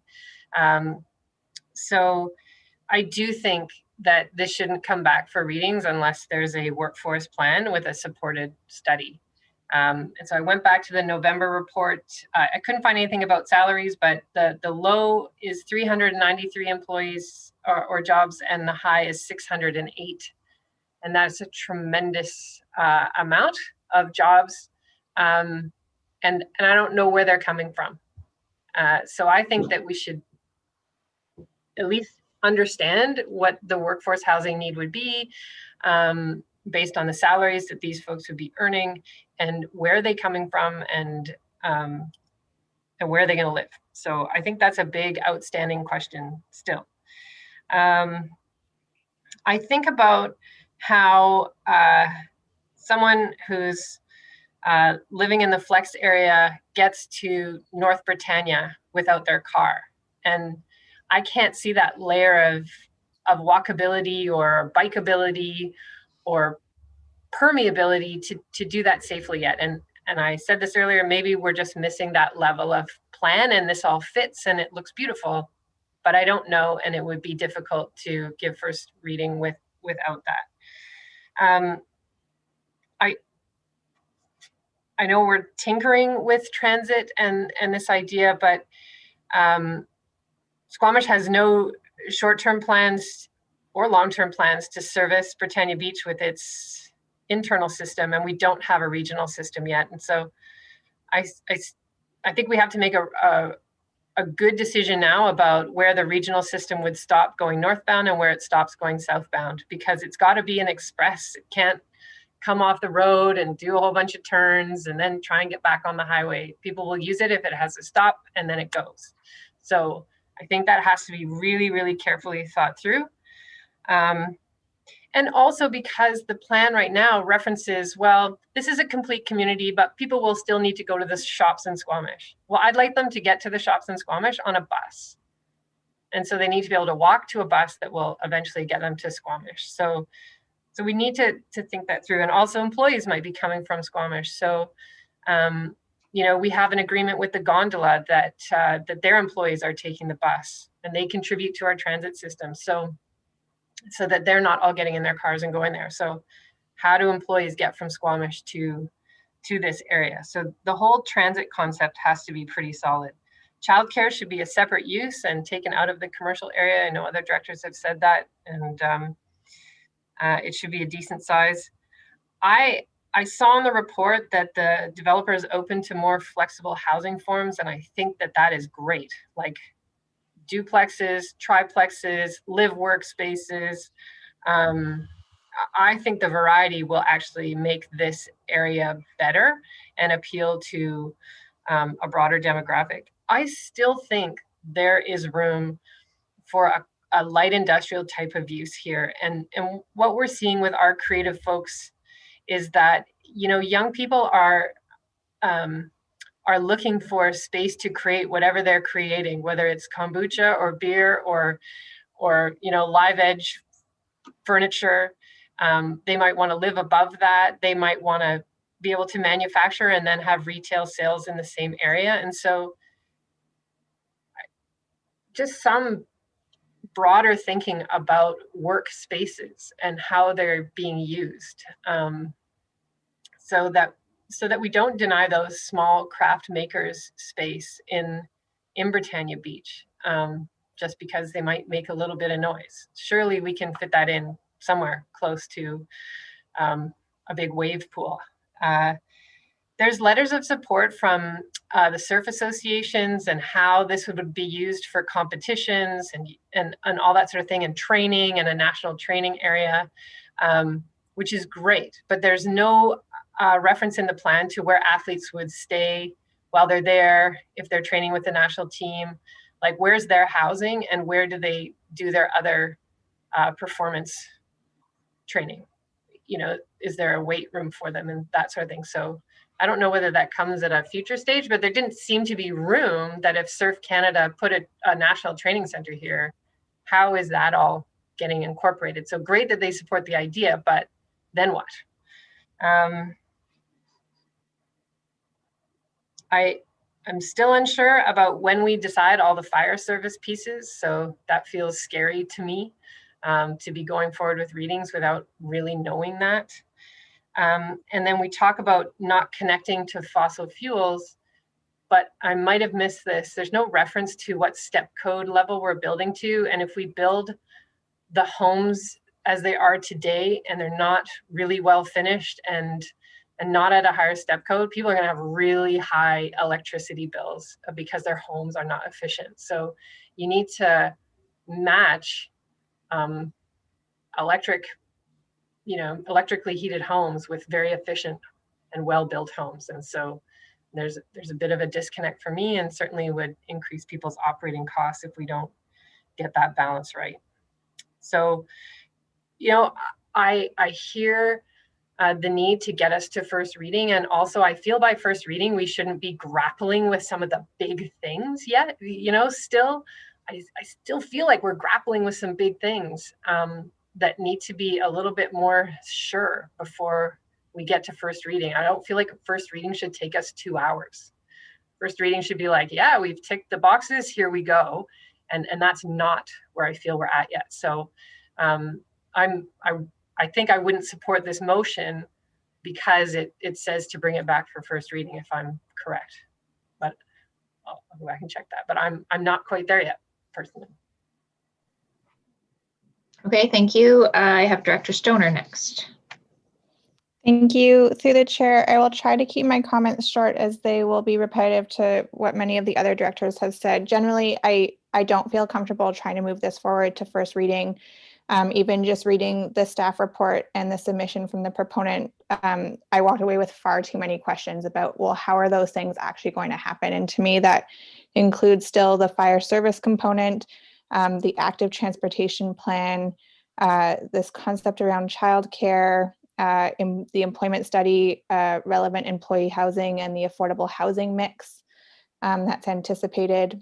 So those have all been discussed, so I won't go into them in detail. The other one that I did want to bring up that I was just curious about in terms of the surf park was a better understanding of their business plan and the users. And Director Elliott spoke to this a little bit in terms of there's general support from the national team, but understanding kind of the accessibility and who their target is for using this facility, I think is really important. The vast majority of surf parks that exist around the world An average entry price is like $80 to $100 for a 1-hour session. So that puts like a day rate at Whistler in context as being relatively affordable. So I don't actually think that this is going to be a facility that is available to locals. And so I'm curious who those 120,000 annual users are going to be. I'm not one to judge the feasibility of a business plan, but I would like to see some details on how they expect locals to integrate into that asset, as well as just bring folks up from the city or internationally to be able to use that facility. So that's the other piece that I wanted to bring up and put on the table. Thank you. Thank you. Director Crompton. Just want to respond to something that was said earlier about the fact that previous comments had made that this wasn't the ideal place for affordable housing. And I think that it's important to note that when the facts change, so should our opinions. And now that there are employment opportunities included in this package, it becomes critical that there be affordable workforce housing included in the proposal. When it was just one massive commuter community, it didn't make any sense because the services and the employment were not a part of the proposal. Okay, thank you. Director Birch-Jones. Thank you. I'm really having trouble with the whole notion of the surf park. It just hit me right at the beginning as being something that was an elite sport, ridiculously wasteful of water, energy, and in this situation, space seems to be limited, and I can't see the 90 surfers an hour coming and going without, I would need to see how their transit and parking is accommodated. And also the comments on employee housing, just to reiterate that that's something I can't visualize from what I've read. And I guess the idea of draining this surf pond into another body of water and then into the wetland, I'm glad Director Demare asked for more details on that, because that is a bit of a challenge given the space here too. There would need to be some very positive climate actions related to compensating for some of the surf park costs for me. Thank you. Okay, thank you. And Director Richmond. Thank you. Keep it quick. I was going to say pretty much exactly what Director Crompton said, make that correction. And I also just a comment on the process again here. I think that if we went ahead to first reading with the level of detail we have right now, we're not doing the residents a service. I think they will dig deeper and look for more details. And we're presenting them with something that's not complete. So I don't think we're representing them well.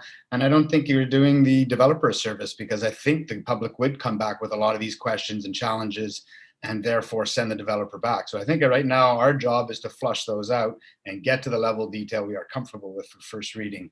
So I'm not sure. My question, I guess, is how this motion is looking.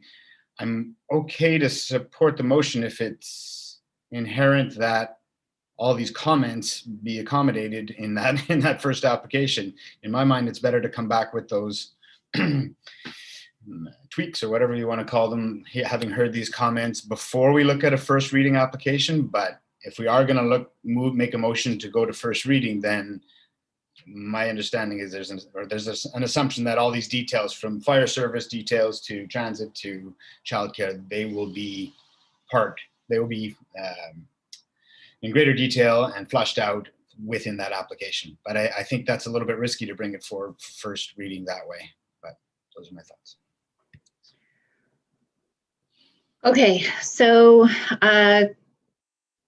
what I hear right now, I see you, Director Demare, but what I just want to vocalize this, and then I've got Director Rainbow, is we've moved the four that's, but what I hear from the board is that we want to not move the first or the four that's to first reading. We want to make them ask staff to take all of this comment back to the developer and refine the whole application to a level that would give the board more clarity on a number of issues before we even consider going to first reading. That's what I've heard from everyone. You haven't called the question though, right? No, I haven't called the question, but we moved it for the discussion. Okay. And I'm quite comfortable, having heard from everyone, that they're not comfortable going to first reading. I'll go to Director Demare and then Director Rainbow. So the process, because this is really the first major one other than the Whitewood one that we had earlier on that I'm dealing with. So the process is, if we do all of that's the motion that I seconded, that would mean that the next time this comes back to us, we would be for first reading. And at the first reading, if it gets not approved, then they'd have to, they got 6 months waiting before they can come back. Correct? Correct. If first reading failed, they would have to wait 6 months to come back, and in a substantially different form. So the motion that's currently first and second, we should turn it down now and put a new motion on the floor to be more specific about the intention of this board, given the discussion we've just had. I'll go to Director Rainbow.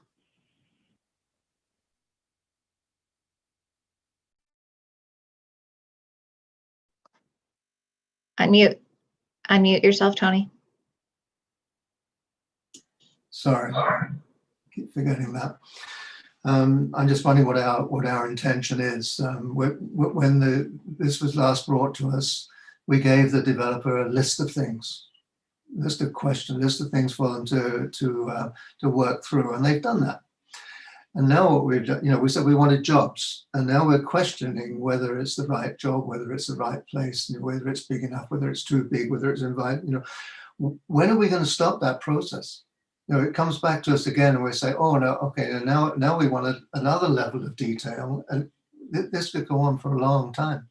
Our staff have heard the concerns that we have.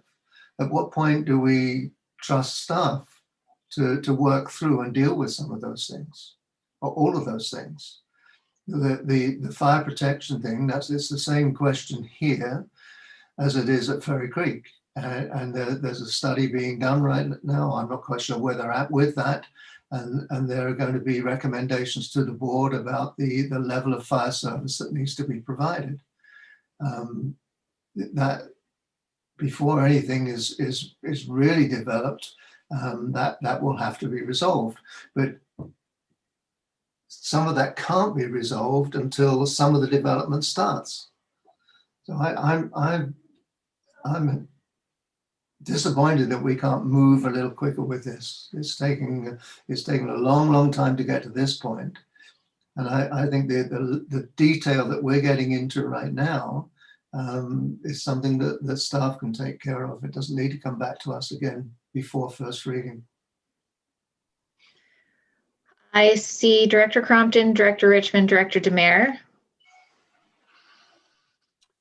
I don't think it has the kind of clarity we've asked for. As I think Director Richmond clearly articulated at the beginning, the word intends to is used throughout the document. And I think what we're looking for is agreements and proposals on things. So if this did come back at first reading and intentions had been turned into proposed agreements, I could see considering it at first reading. In a lot of our communities, we consider first and second readings together. We could consider them, first reading and consider those. But I tend to agree with the majority of my colleagues here that there just is not the kind of level of agreement that I would want to see at first reading. If this returned with all of the things we'd asked for in the kind of depth that we expect, then I wouldn't have a problem considering first reading. But I think the point that was made about putting the developer in a difficult spot is really true. We don't know until it's in front of us whether or not they have understood what we have suggested today. And I think it'll be useful to them to understand and come to some level of agreement whether what we have, the feedback we've provided has been understood and incorporated. Director Richmond? I think the answer to the question is, when do we stop, is when we feel we've done our jobs in helping plan a community that's going to be there forever. And that when people are driving by or living in 20 years from now, they don't go, what the hell were they thinking? How come they didn't provide the following? Or you can't get from A to B. I think the level of detail we're asking is not something that we should trust staff to do, that they've heard us. We've asked staff to work with the applicant to bring us an application that provides that level of detail. Yes, it's gone back a couple of times. I don't want to stall unnecessarily, but we only get one crack at this. So until we get that level of detail we're satisfied with and those commitments that we feel we need, I think we're doing the process justice, and we're doing our residents justice, and we're doing the developer justice. And if everything that we talked about came back in the application, I would consider first reading too. But I think that's dangerous for the applicant because of what the chair said. If they do come back with the application for first reading and it still does not satisfy certain concerns, then now they're in a 6-month waiting period. They have to change a whole bunch of stuff. We're saying, hey, we're moving ahead. We're getting further. I think everybody said this is considerably better than the last one, better than the last iteration. I think we're moving in the right direction. But I think we need to be comfortable with it. I don't want to have to turn my eyes down every time I pass this development in the next couple of decades. I want to make sure we get it right. So I think we're going down the right path. I certainly don't want to deliberately stall the developer, but I think we're working forward. We're not going backwards, we're working forward. Thanks. Thank you. I have Director Demare, then Director Rainbow again. I think, like, if we do pass this motion, then it's up to staff to work with the developer, knowing that it's going to come back as the first reading, that they have to cross every T, everything that we talked about, they have to be bang on. Because if they don't, it's not going to get passed. And it's up to them to make sure that they take the time and the effort to make all these requests, and they're all excellent requests, to make sure that they come back with a fully developed plan for us to review. And if it doesn't pass, so be it. Hopefully they give it their best shot to get the first reading. And I'm not totally positive with the process, but after the first reading, I'm sure there's got to be more input from the public, from the board, to make some more final tweaks. Am I correct in that? Yeah, like we're going to hear from staff on the work that they do over the next however long to get it to where we've asked them to. And then certainly changes can still be made. Nothing is in stone at first reading or second reading, especially when there's still a public hearing to be contended with. So there's lots of work that can still happen, but why bring it back in its finality when there's a lot of open-ended questions that haven't been answered with intentions rather than agreements, to the previous director's comments. I have Director Rainbow, then Director Elliott. Okay. I've been making a few notes, but I doubt that I've covered everything that has been said here. I wouldn't like to see us defeat this motion and that without putting something positive in place where we are really specific about the concerns. I know we've stated them here, but then what are we saying? Then it's then up to our staff and the developer to go back through this transcript or through this program and find out for themselves. I think we need some kind of a process where we maybe ask staff to list the things that are the concerns so that it becomes a kind of a checklist for them. And that we make sure it's comprehensive, that it covers everything that we're concerned with, and that when that comes back to us, if they've answered those things, that's it for us. Then we move forward. I'd hate for us to say, no, go away, come back, bring us some more detail and so on. And then when that comes back, say, oh no, but you've missed this bit out. Or well, what about this? And we want to extend that. You know, that's my sense of frustration is that it's whatever we ask for gets done, and then we ask for something else. So I'm not sure what the process is, whether staff could bring us something and say, do you agree that this is what you're looking for from that developer? I don't know how we do that, whether that comes back to the next meeting or whatever it does. But we haven't voted on this yet, so I'm not Okay. sure. I hear your frustration, and I too would like to see a list like that. I'll go to Director Elliott, and then I'd like to go to staff to hear what they would like to contribute at this time. Go ahead, Director Elliott. I think that was going to be my question, is to try and get us somewhere. So is it best to defeat the motion on the floor and then put a new resolution forward? Is it best to amend the resolution on the floor and just take out fourth, which moves it to first reading and changes that? We could take it out, or we could change it to brings back to another committee of the whole. So I guess I want to get us somewhere, because I think everyone's said their piece. But I'm not quite sure the most efficient way to do that, because I think 1, 2, and 3 are all really important things that need to be part of this plan. The only one I think we're going to have directors voting differently on is whether to bring it forward for first reading. So that's, I would love some direction for how staff would like to move this forward. Thank you. I will turn that to staff to summarize what you've heard as far as where we can go from here. Through the chair, I'll certainly let Kim weigh in on this as well. I mean, there's no right or wrong. Every board, every council, every application is unique. I think, though, that what we have heard today is there are concerns, and certainly there is a risk to the applicant that if those concerns are not addressed, and this comes back to the board for consideration of first reading, and is turned down, they're 6 months behind.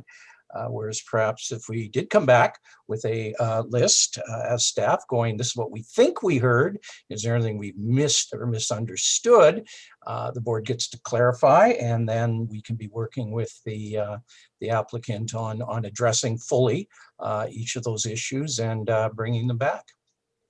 Or alternatively, it could be given first reading, but with a list of subjects and conditions attached to it. And there certainly is room for tweaking between first and second. So this is very much a decision of the board. Every board and council deals with these things differently. But if there's a discomfort on the board, obviously staff need to deal with it. I think if it were as simple as one piece and we were deciding yes or no on a specific component of a project, it would be a little different. But we're talking about building a community the size of Pemberton. So there's lots of moving parts to this that we want to feel really confident in. I'll go to Director Needham if you wish to weigh in on this. Thank you, Chair. I agree with what Mr. Vance said. I do think that this is really a board decision. I can, if it's helpful, reiterate some of the key issues that I've heard today, and perhaps that can build a bit of a list to move forward with. Would that be helpful? Yeah, I think the first question from Director Elliott was, do we amend the motion as it's laid out, or do we defeat the motion and create a new motion? I think that's a fairly big one. And then as to which concerns and creating a list, I think that's a big list at this time. So tackle that whichever way you feel is more helpful to you.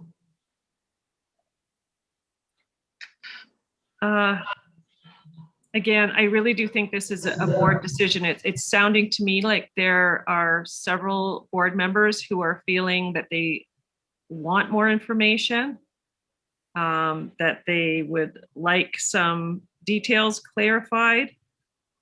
Certain of those details are ones that we as staff can work with the applicant on and move forward. Other details that I've heard today are things that I'm not sure that staff can work out with the developer, because I think it would be very challenging for us to be able to assess what some board members are looking for. One example would be the concept that there's not enough craft and industrial type uses. We have gone back to the developer with that issue before, and they have come back to us and they have said that they feel that the surf park use is their desired form of housing for this area. And they really didn't see industrial type use as being something that would be compatible with their plans. We can go back to them again, but we have done that in the past, and I'm not sure that there is total consensus from the entire board on that particular issue.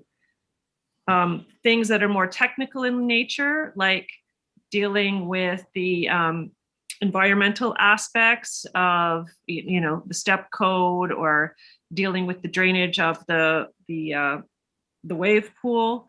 Those are things that we can certainly deal with. Those are fairly easy, but it's the more nebulous items where we're not sure if there is board consensus on some of these matters. Those are the things that I think we could be faced with some challenges on, in terms of coming back with a different or an upgraded proposal.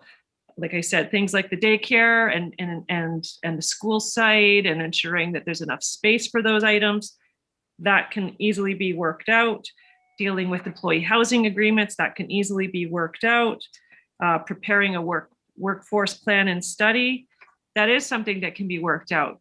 But whether the board is going to be satisfied with how the applicant addresses that study, again, that's not something that we can be certain the board will be happy about. Again, rental housing zoning and requiring occupancy restrictions, that's easy. That can easily be worked out in terms of bylaws, etc. Fire servicing, we will be probably coming back to the board as a standalone issue to discuss that for all of Howe Sound, because we are working with Dave Mitchell and Associates, as you're aware, in order to come up with some plans. And so there will be some answers coming on that sooner than later, but that's not something where all of the details are necessarily worked out at this stage. We don't even know exactly how that's going to be addressed, but we do know that both applicants in the Howe Sound corridor will have to deal with fire servicing.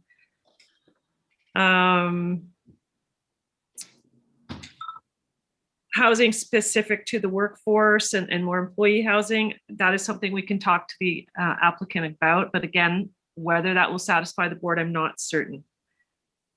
Transit, again, that can be dealt with. Trails throughout the community. We do know that there are sidewalk connections throughout the community. They're not showing up on the plans, but I do think that is something that is easily demonstrated to the board.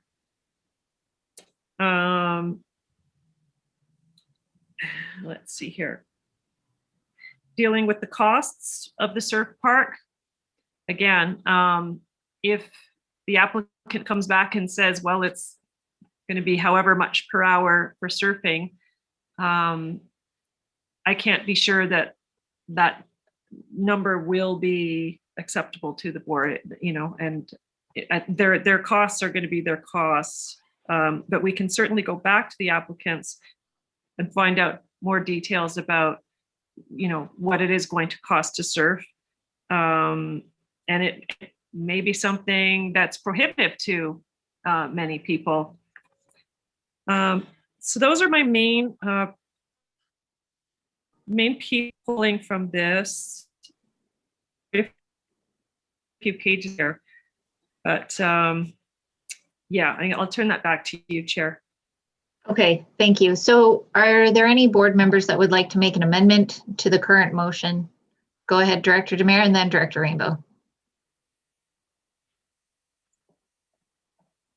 You're muted.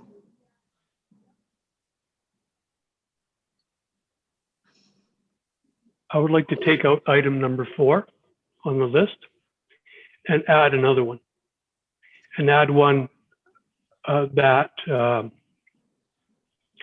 staff work with the developer to get more details as explained by Kim and all the items that were discussed today that need attention. Okay. So basically what it does is it takes out going to first reading. Right. But everything else can move forward.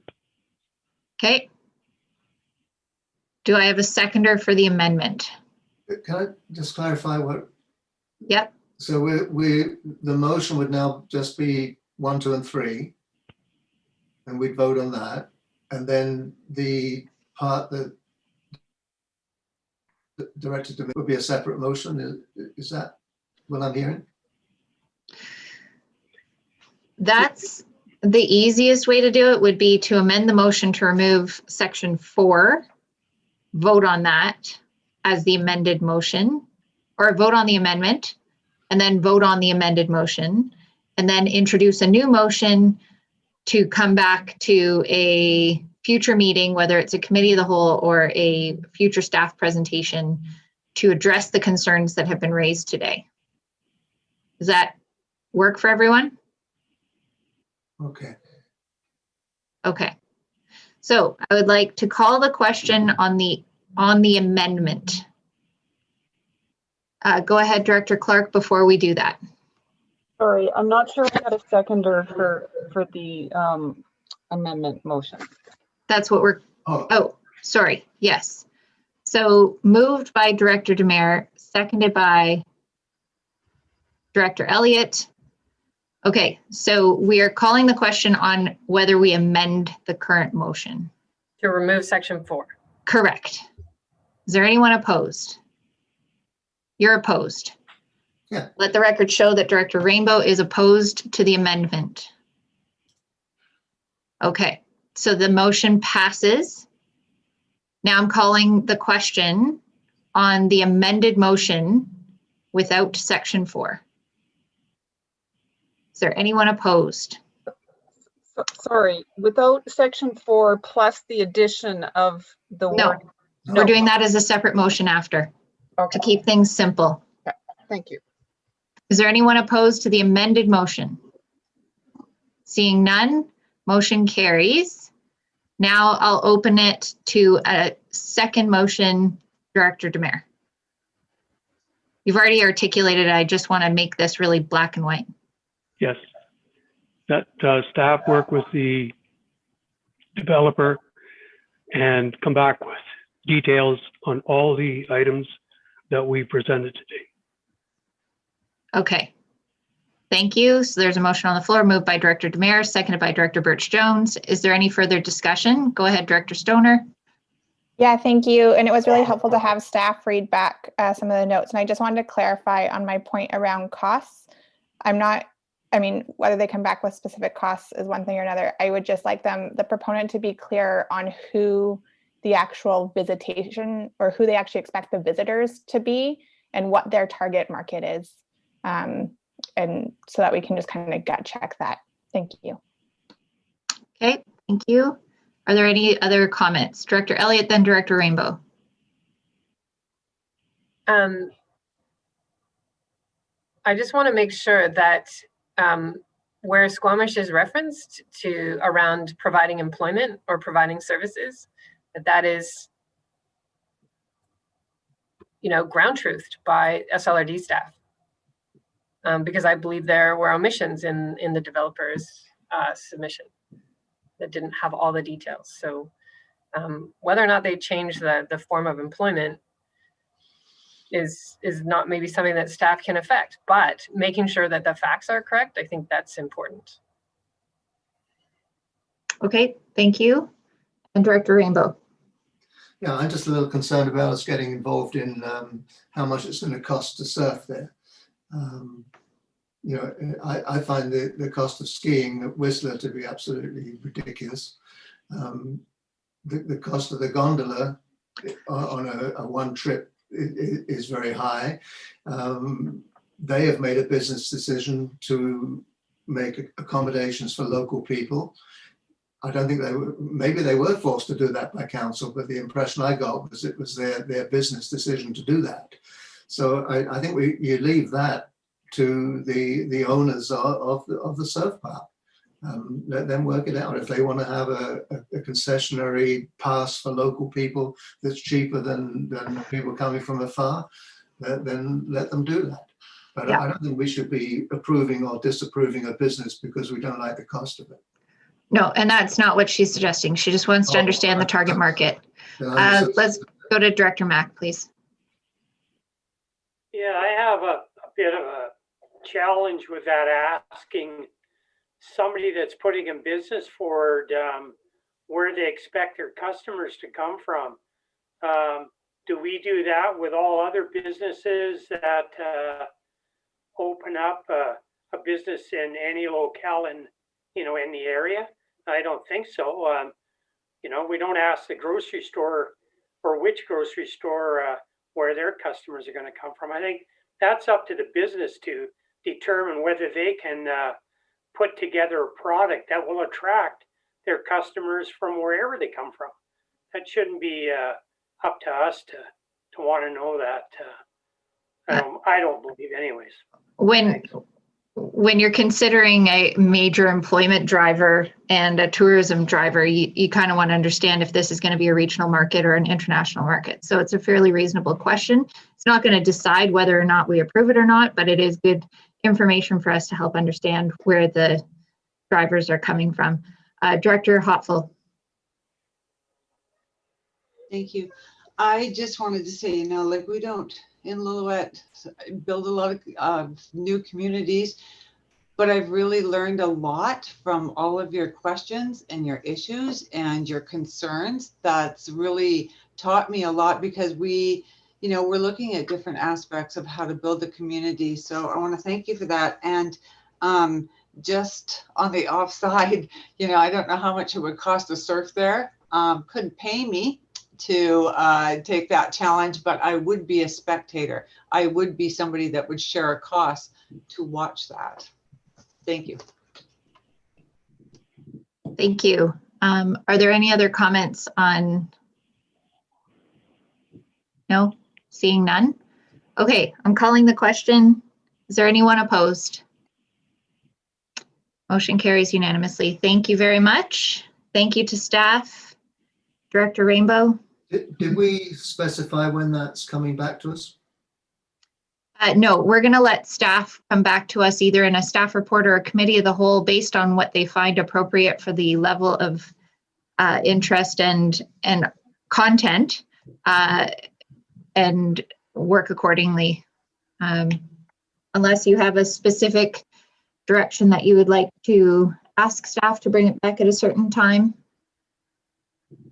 I'd like to see it at the next meeting. That may be ambitious too. That's a lot of work before. You asked me what I thought. That's what Yeah. I would like to see. So, Sure. Kim can tell me what she thinks is more reasonable. And then, but I'd like to have some kind of target date.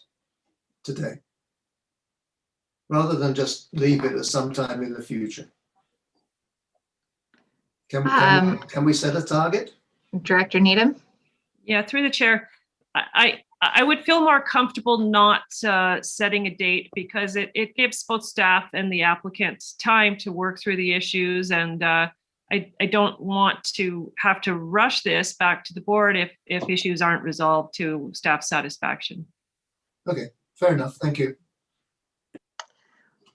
Okay, the motion has already passed unanimously. I am going to impose a recess because we have been at this for over 2 hours. And I appreciate everyone's comments, and I understand that today is a very full and packed schedule because we're not having tomorrow. And so 15 minutes roughly.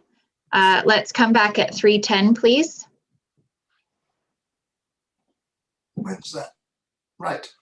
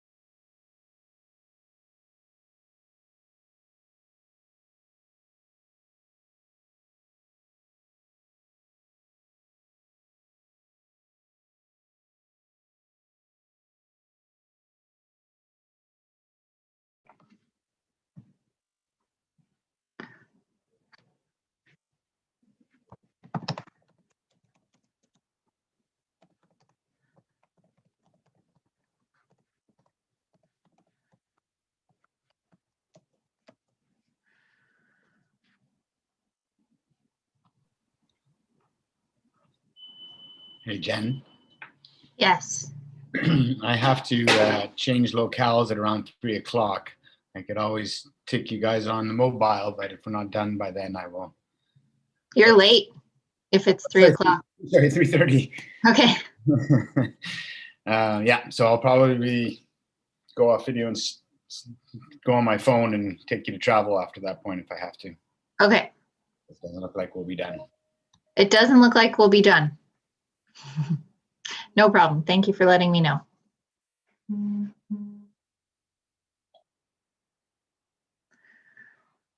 All right, we are back. It is 3:10 and I will welcome back Director Needham and Mr. Coyote. We are back at 9.1. For Director Mack, because you were unable to attach to the meeting earlier, we have had a brief presentation from Mr. Coyote regarding the decision about 2510 Summit Road zoning amendment bylaw, reduction of minimum parcel size. And for your benefit, we asked him to pause. And so we are back and we'll carry on. If you could give a quick recap of how far we got for the sake of everyone, that would be helpful because we've, here we are. Hello everyone, David Kyobe, planner with SLRD. So just to recap, this zoning amendment application first came to the board in December for first reading, and at that time a referral process was initiated. So this report just provides the board with some of the comments that were received during the process. A reminder, this is a zoning amendment application that would facilitate a subdivision of a parcel into 2 lots, and it would see it being rezoned from Rural 1 to Rural 1 residential, and this would reduce the parcel size to 1 hectare. Some of the comments received from Vancouver Coastal Health had to do with drinking water. Because the Rural 1 residential subzone allows for 2 serviceable buildings, Vancouver Coastal Health recommends that each building have access to an independent source of water. The applicant had proved out their proof of water. However, they had only demonstrated that there was 1 well on site. So we communicated Vancouver Coastal Health's comments back to the applicant, and they came back to us with an assessment from the consultant that had done the original well drilling. And in their professional opinion, they think the site can each of the sites can support 2 wells. And after further consultation with both Vancouver Coastal Health and MOTI, it was decided, and they confirmed to us, that the proof of water for the second source can be handled during the subdivision process. And staff is comfortable with this approach. That's why we're recommending that the board give this a second reading and the public hearing be waived, because the zoning amendment does align with our Area C OCP bylaw.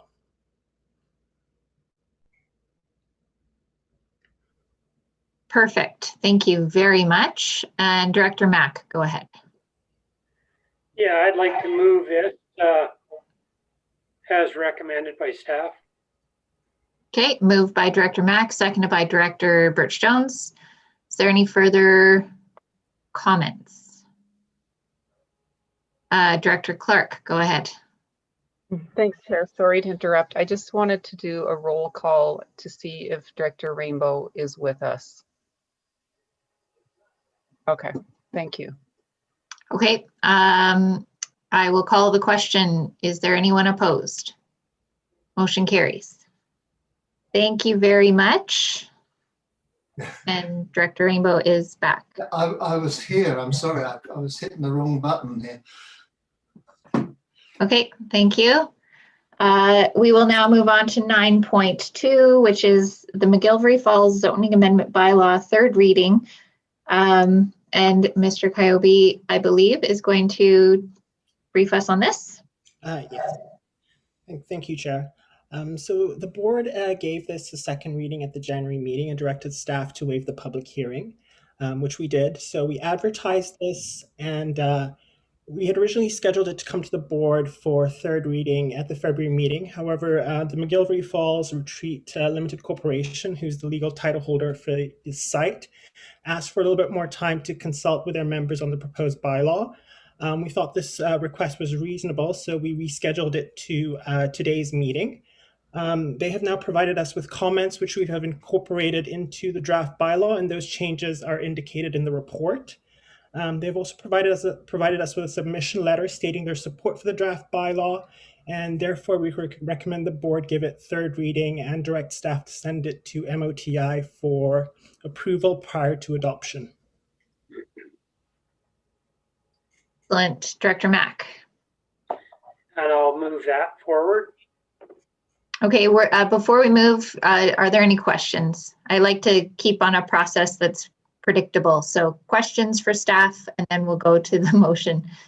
No questions? Okay. Question, Director Birch-Jones, go ahead. Sorry, but I just had a little note here that staff were going to provide the public comments at the meeting, or are they in the report? Go ahead, Mr. Kyobe. We hadn't by the time of the meeting, we hadn't received any comments from the public. We did receive a submission letter from the McGillivray board on behalf of all their stakeholders that expressed support for the draft bylaw as it's currently written. Perfect. Thank you. I think you said that. I didn't hear you the first time through. Thank you. All right.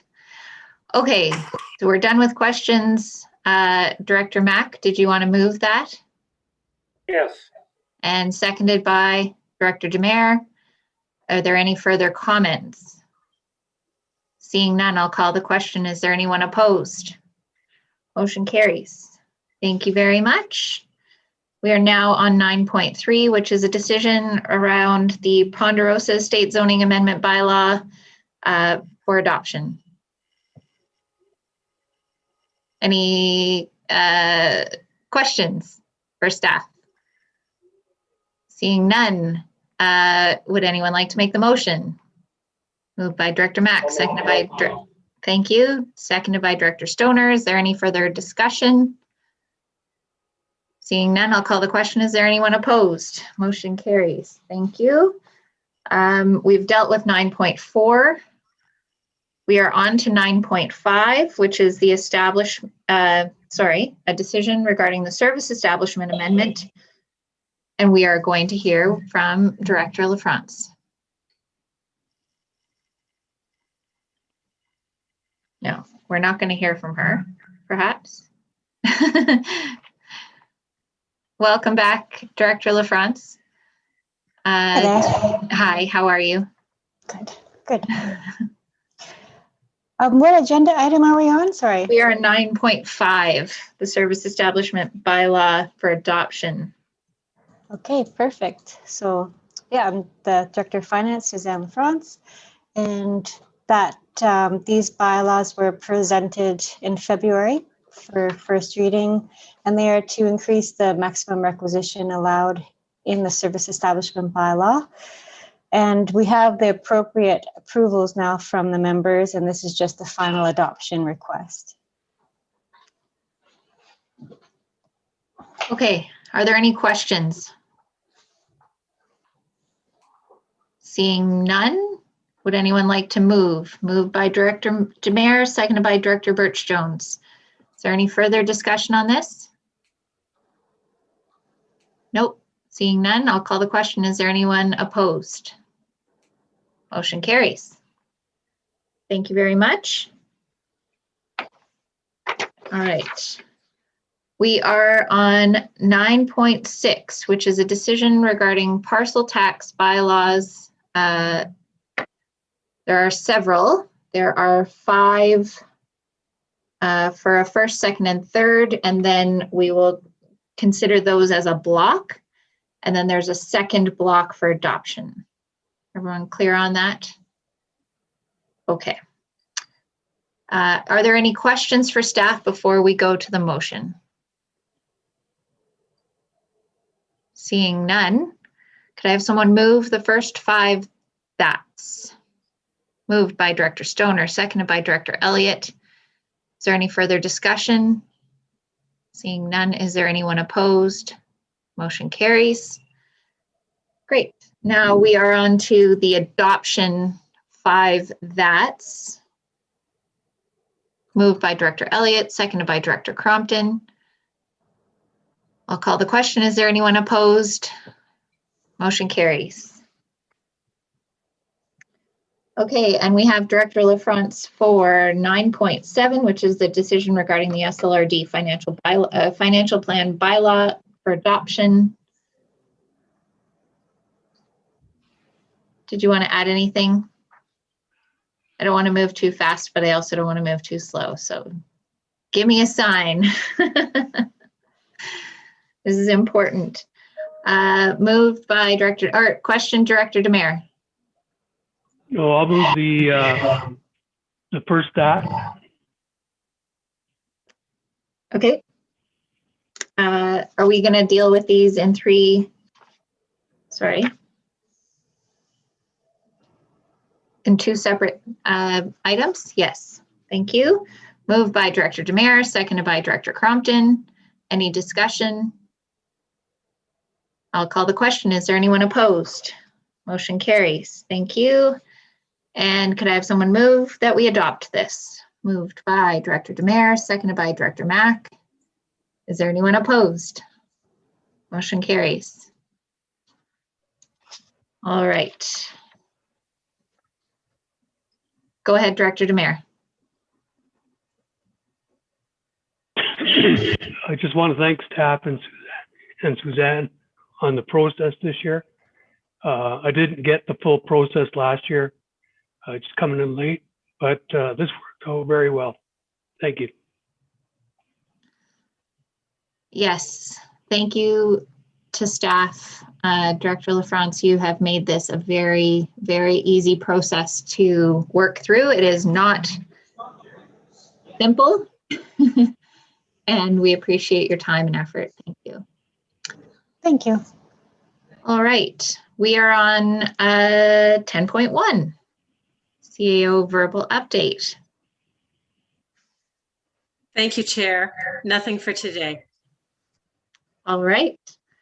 We are on 10.2, decision regarding some outstanding work plan issues that we have discussed through our strategic plan, and these items need to be rescinded. So let's do them in, do we have a presentation on this? No, great. I have a question from Director Birch-Jones. Go ahead. Actually, it's just a request to do with the second resolution. Shall I just go ahead and ask it? Yeah. The seasonal and intermittent buildings, we had quite a lot of conversation about this in Area B around mercantile use, but also fruit stands and things like that. And I do have some correspondence that I think would be helpful. I'd like to provide it to staff because a lot of questions were kind of sorted through, but it was with the previous building inspector, Mr. Tong. And so I didn't want that work to just get lost, and I wanted to forward it for inclusion and consideration, and maybe to be helpful to some of our seasonal and intermittent building applications in Area B in future.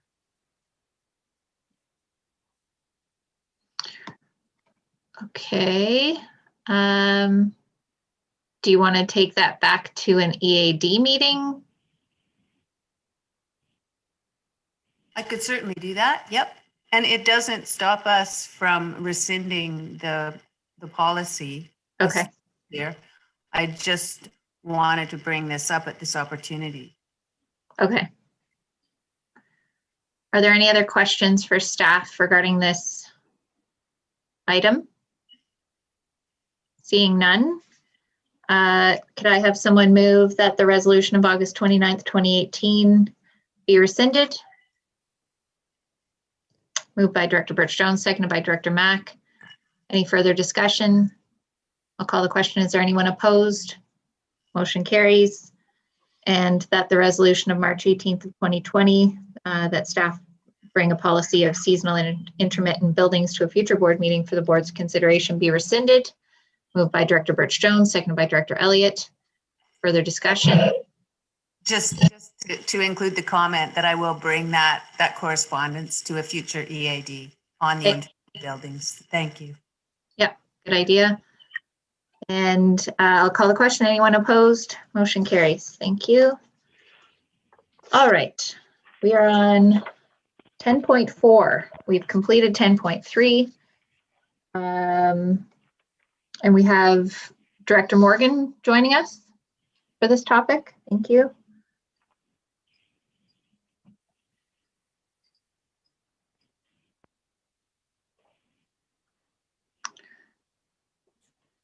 Welcome back, Director Morgan. Good afternoon. We are on 10.4, and we are talking about a decision to rescind the 2019 resolution, and I will let you speak to it. Thank you. Sarah Morgan, Director of Protective Services, SLRD.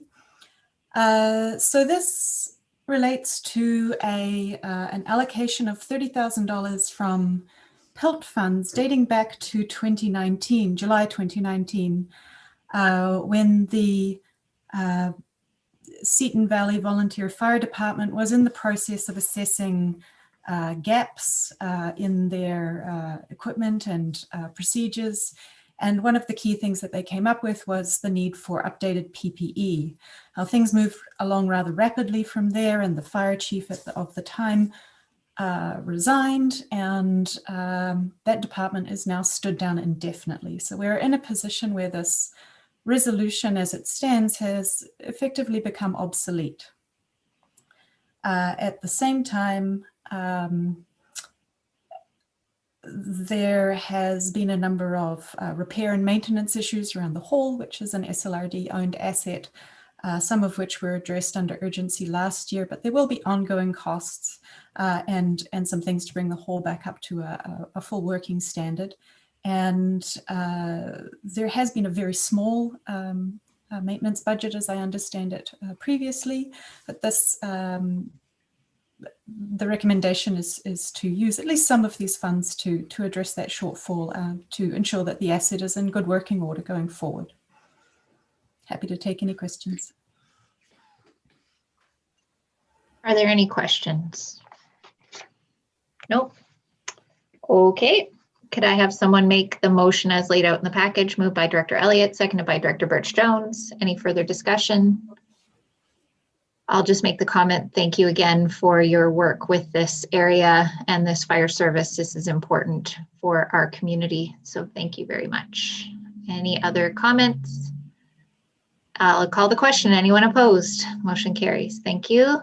And Director Morgan is going to speak to us about 10.5 on the UBCM Community and Emergency Preparedness Fund for an Emergency Operations Center and Training Fund stream for this coming year. There you go. Thank you, Chair. So just speaking briefly to this one, it's another of these $25,000 funding application opportunities. This one for is EOC focused, and the recommendation is in this funding round to apply for some critical incident stress management training for our key EOC staff. I think that's particularly timely with the ongoing events of COVID and just the frequency with which the SLRD EOC is activated for other events.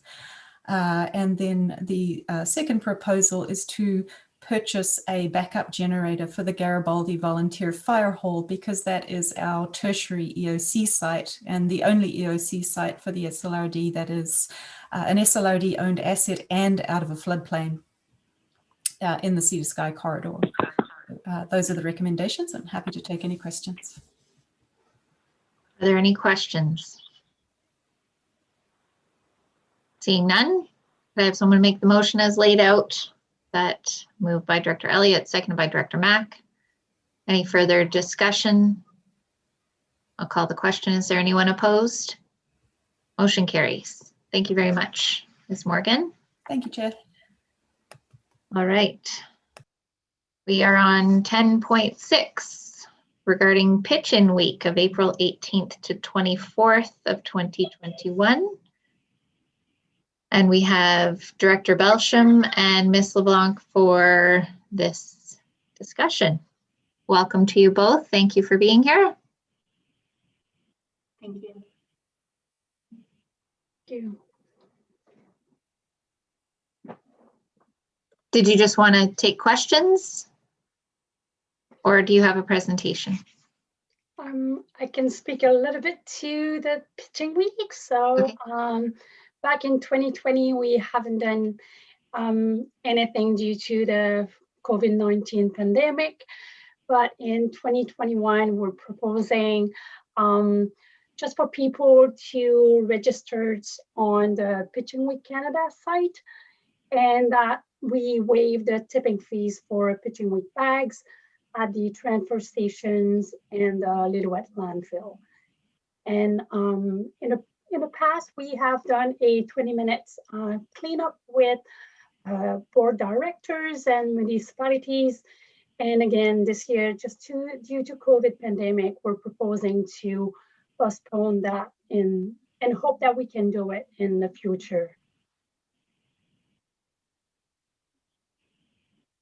Okay, does anyone have a question? Director Demare, go ahead.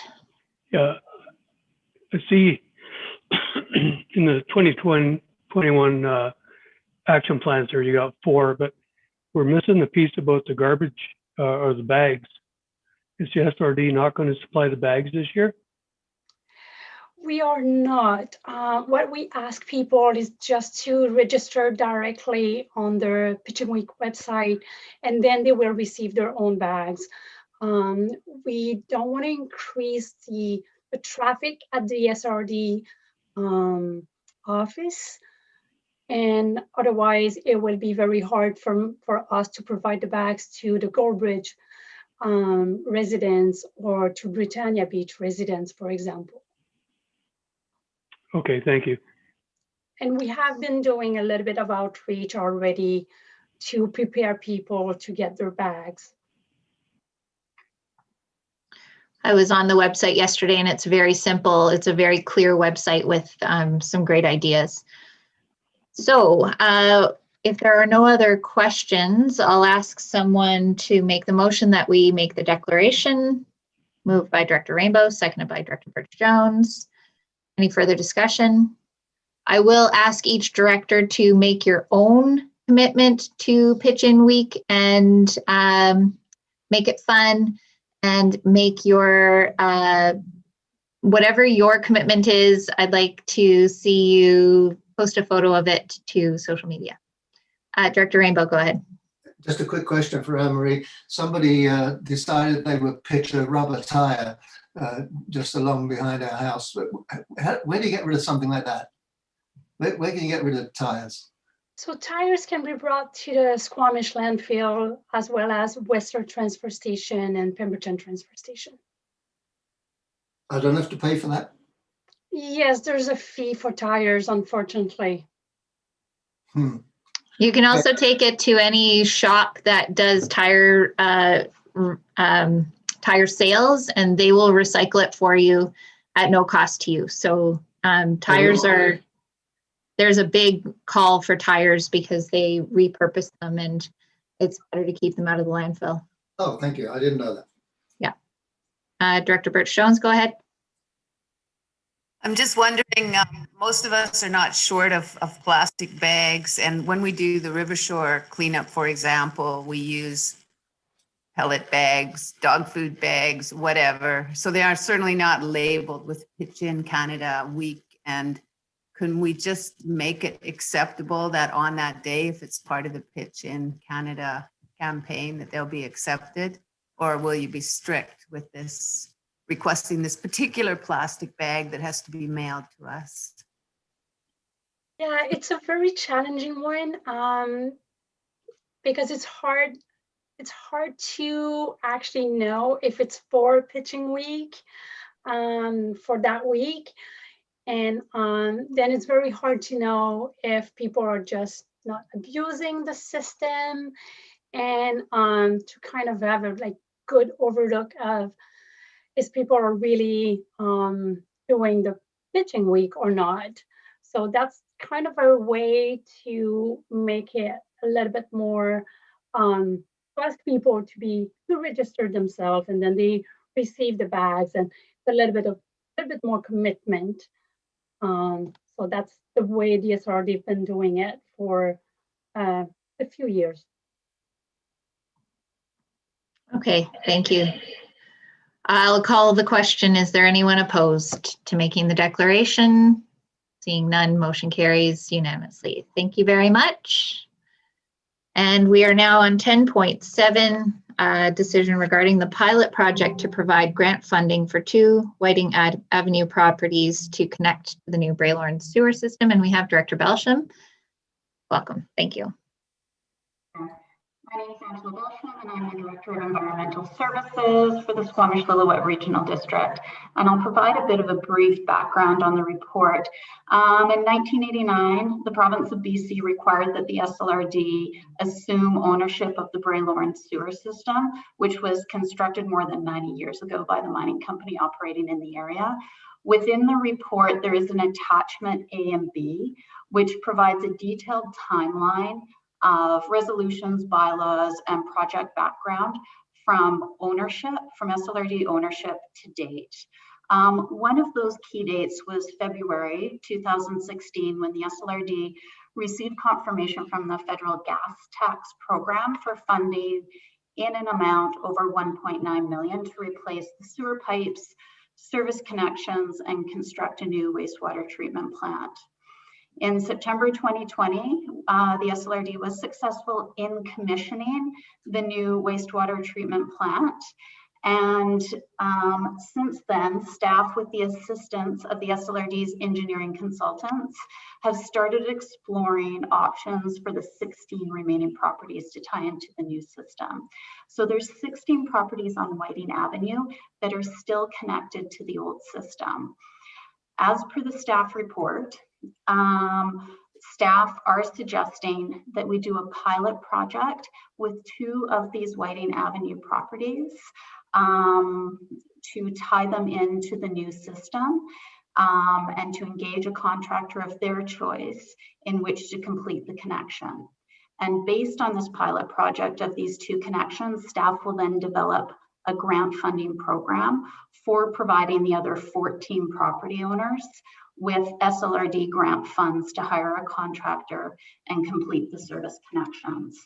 And the process will identify what are eligible and ineligible expenses to be covered by the SLRD, the scope of work for the property owners so that they're able to engage a contractor that they feel comfortable in, and then also the a process for the SLRD dispersing funds to the property owners once the connection is complete. So the connection of these Whiting Avenue properties was a commitment that was made by the SLRD through the evolution of the project and where we are to date. We did have a public meeting with the Whiting Avenue property owners in January, which included staff and Director Demare. And we did have 2 property owners contact us after that meeting to let us know that they are interested in connecting this year. So that is my report, and I'm happy to answer any questions you may have. Excellent. Thank you very much. Are there any questions? Seeing none, is there anyone that would like to make the motion as laid out? Moved by Director Demare, seconded by Director Elliott. Further discussion? Was that you, Director Mack, or just moving it? Okay. I'll call the question. Is there anyone opposed? Motion carries. Thank you very much. Thank you. Thank you, Director Belsham. All right, 10.8, we have Ms. Campbell joining us. Go ahead, CAO Helmer.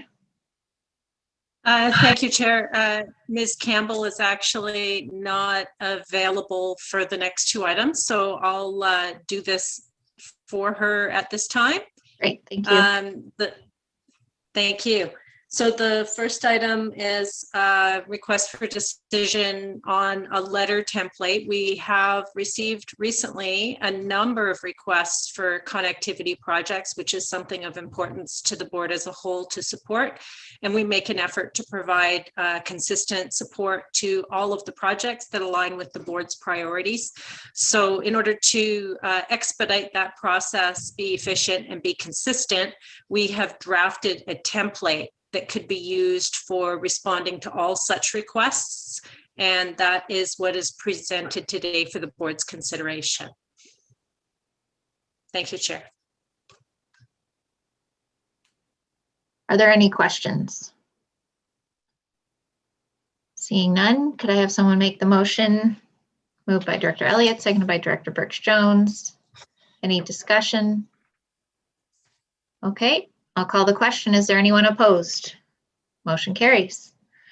10.9, an update on the regional connectivity project regarding CIRA grant. CAO Helmer.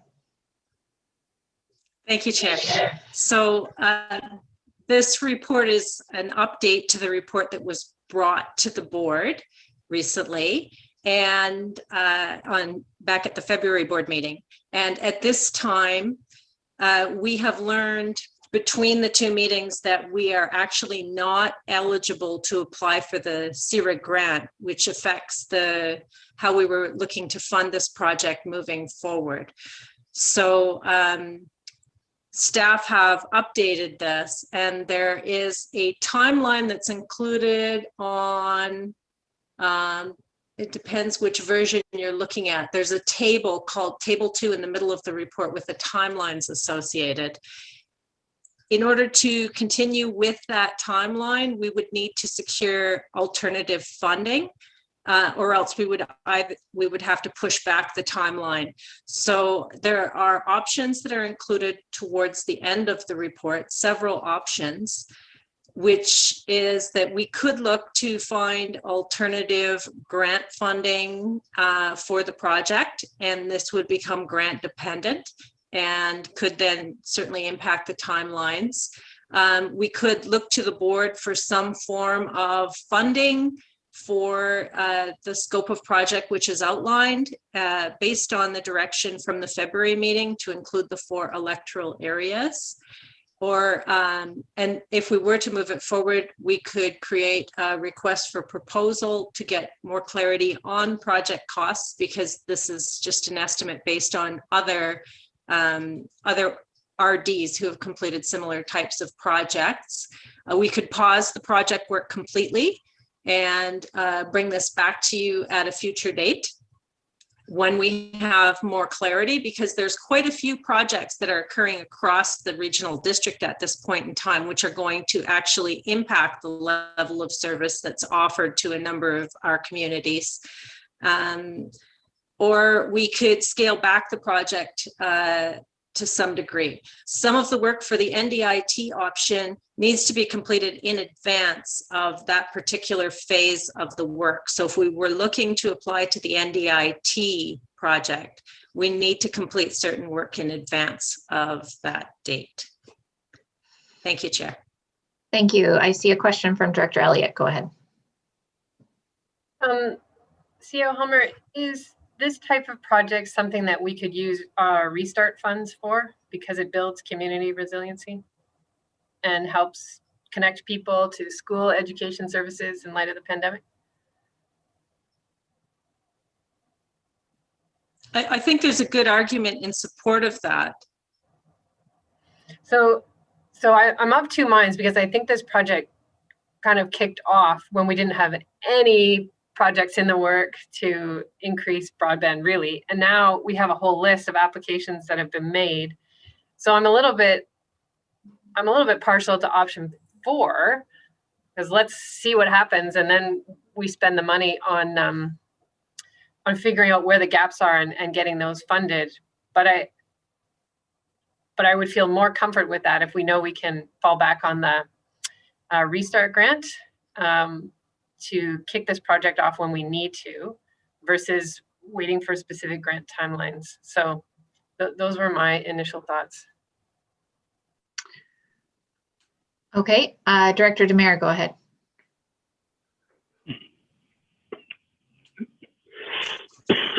Excuse me. Down the list is the Minto application that you've seen, and it's for 1.8 million basically. Even if they get it, it doesn't cover all of our area. Marshall Valley doesn't get it, and there's lots of other hidden spots in the valley, even at Gun Lake, that can't get their communication even after they've done the upgrade. So we definitely need to continue with the project. I like the restart if we can use the restart, but we could also wait until we see what is developed, you know, through all these different applications that are out there. There are still going to be places that aren't going to be able to receive it. And do we go for 100% across the board? Okay, are there any other questions? No? Okay, would anyone like to move option 4? Moved by Director Crompton. Do I have a seconder? So this is to pause the work on connectivity project until results of latest round of Universal Broadband Fund applications are known later this year. And is that a second, Director Elliott? No. Is that a question? Okay, so Director Mack is seconding it for conversation. We'll go to Director Elliott, then Director Demare. I wonder if it could be amended to include the piece around using restart funds so that we can kick it off anytime we want. And that's not the right wording, but it's a long day, but that's just where I'm going. That was what I was intending. Okay. So Me too. friendly amendment to include investigating the Restart Resiliency Grant and other types of grants in the meantime. Is that fair? I think that captures what we're trying to do. Is there any further discussion on the friendly amended? I'll call the question. Is there anyone opposed? Motion carries. Thank you. All right, we are going to the lightning round of 11.1 board roundtable area updates. Given that it is a long day, everyone has less than 2 minutes. I'm going to start with Area A, please.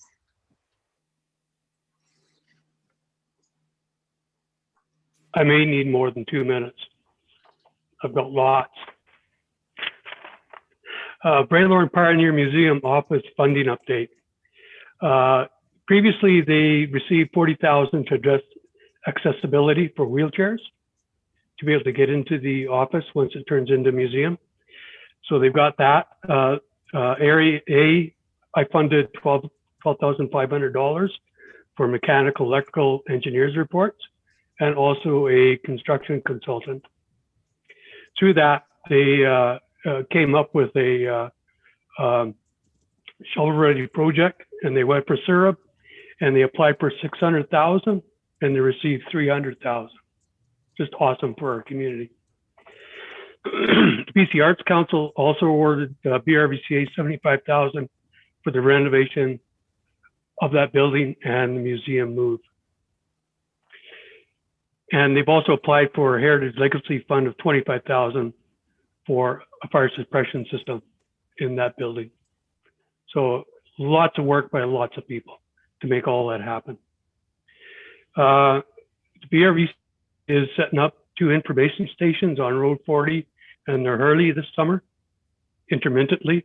And I'm working with, I've actually set up a meeting with Maudie, Flynn Road and Rec Sites and Trails for 2 rest stops at these locations, including toilets.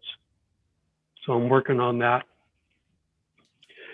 Tourism Pemberton, on top of it, they received over $200,000 for toilets, and they're going to put them all in specific areas. And one of them is at Sethmore Lake that I've mentioned over time that it really needs it. So I've still got to contact them and see what toilets they're buying and purchasing, and see if I can't work with it and get better pricing.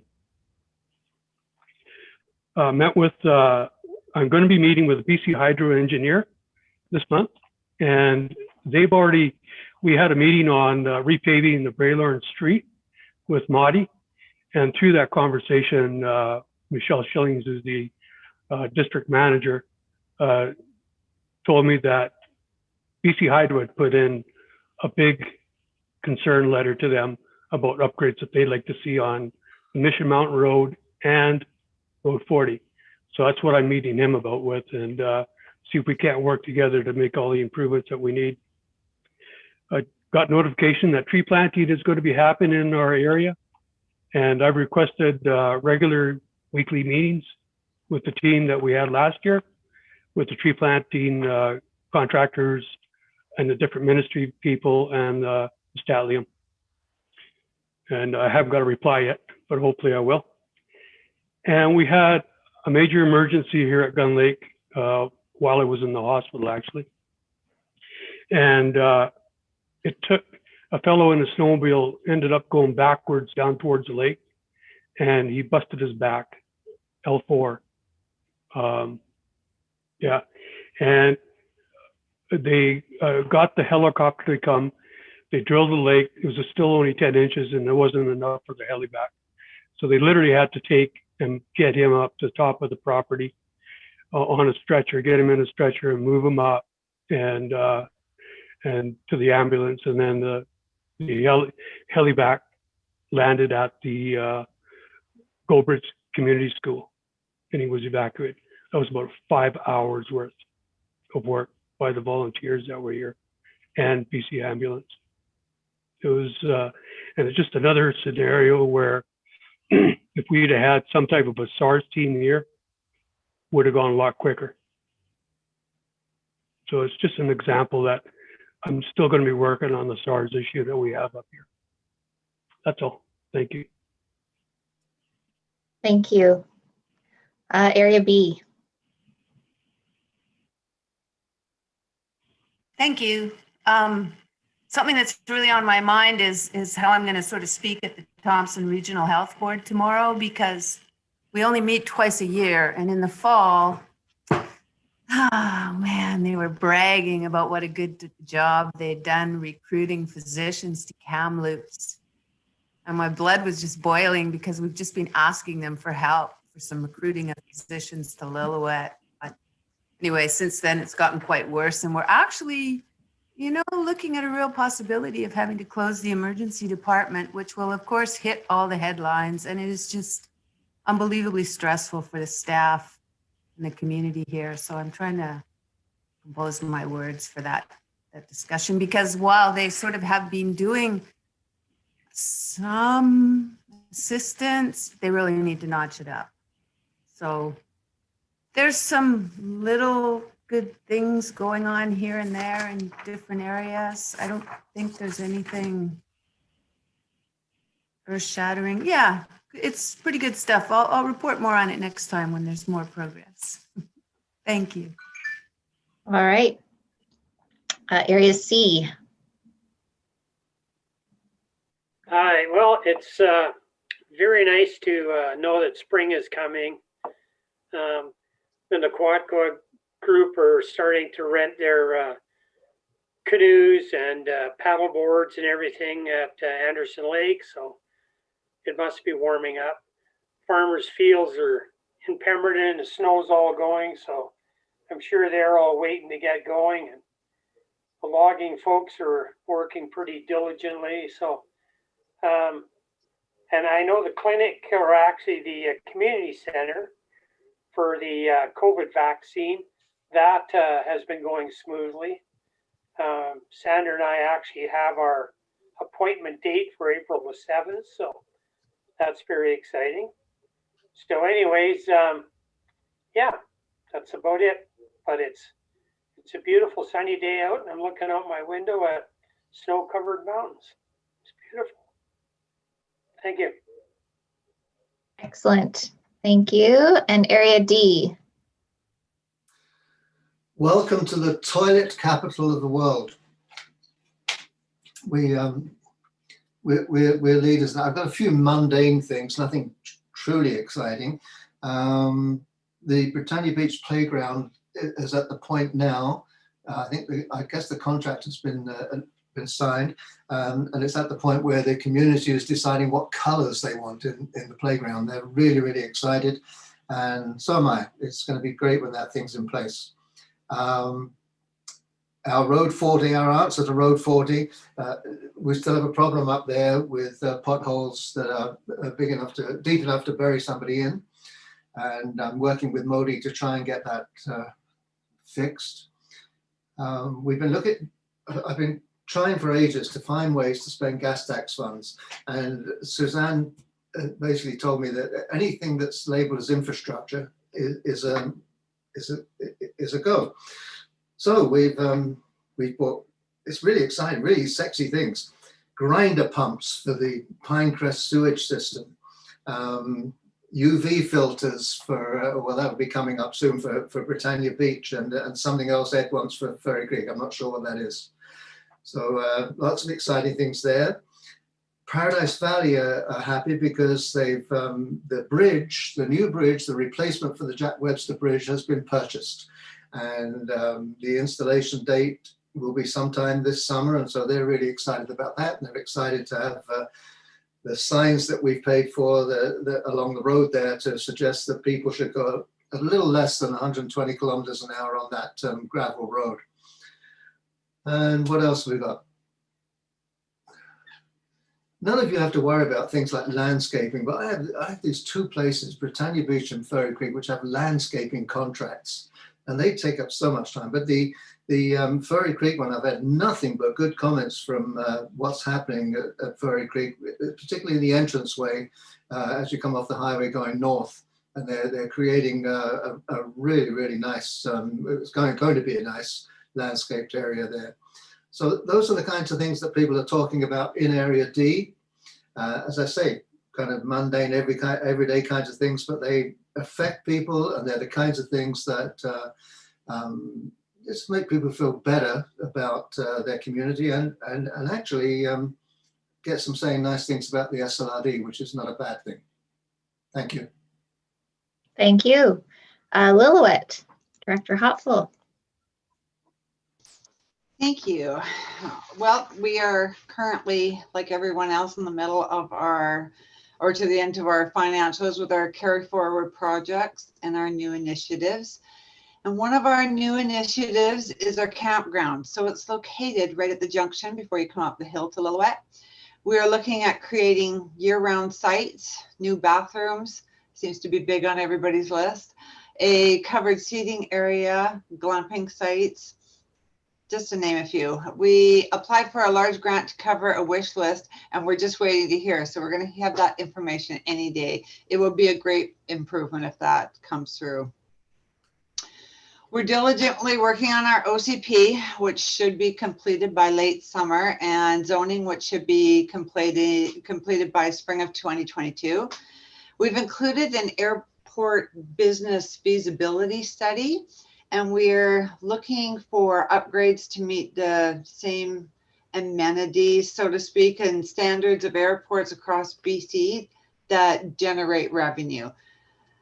So one of the things that we're looking for is proper lighting. So if we had proper lighting at our airport, that could mean that the medical vac air transport for patients needing a higher level of care would be of service. So helicopters could fly in and out at night. Right now they can't. We can only ship to a higher level through a medical air vac during the day.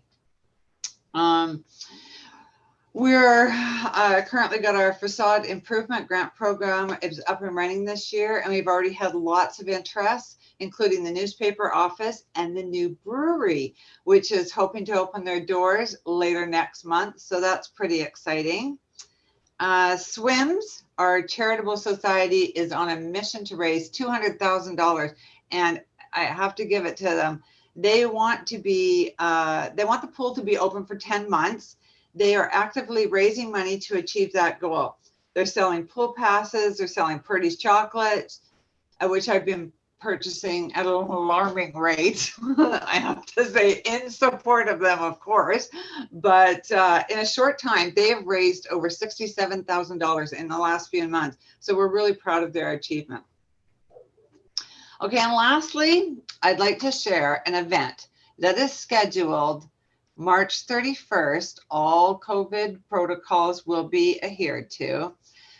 But Director B, Vivian Birch-Jones, has been selected to receive the Lillooet Freeman Award.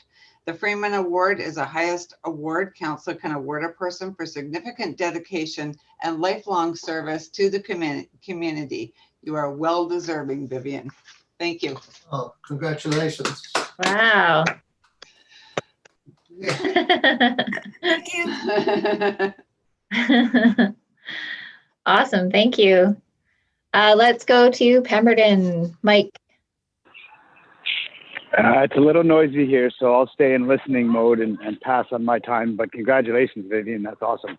Yeah, that's amazing. All right. Thank you. And Whistler. Director Crompton, go ahead. Big news today. Vail is dropping the rates of their Epic Pass, which has people pleased for next year pretty significantly. So that will mean, anyway, that's news for us today. Unfortunately, we're seeing serious uptick in the number of COVID cases in Worcester right now. And so you'll see those numbers come out today if they haven't already, but that's a big concern. And we're also now seeing sort of the AstraZeneca vaccination of people in congregate housing, which has created its own set of frustrations and concerns for people who feel like the way it's rolling out is not the way they would choose to roll it out. But at its most basic level, my understanding of it is it's focused on population level protection. And so the more people that get vaccinated, the better we're able to respond to spikes in COVID like we're seeing right now. So that is some good news. And then most of the rest of what I have to update on is at the end of last term, 2018, or maybe let's just call it last term, we engaged in a task force on resident housing, which provided a number of recommendations, and one of which was, one was more WHA housing in Cheakamus Crossing, which is municipally owned land, and then the other one was more private development projects that would have an affordability component in them. And we're now seeing a lot of those come through Municipal Hall and sit in front of council, which is exciting. We're following through on some of those big items that are so important to our community and affordability and housing for Whistlerites. That is my update. Thank you for the opportunity to speak. Okay.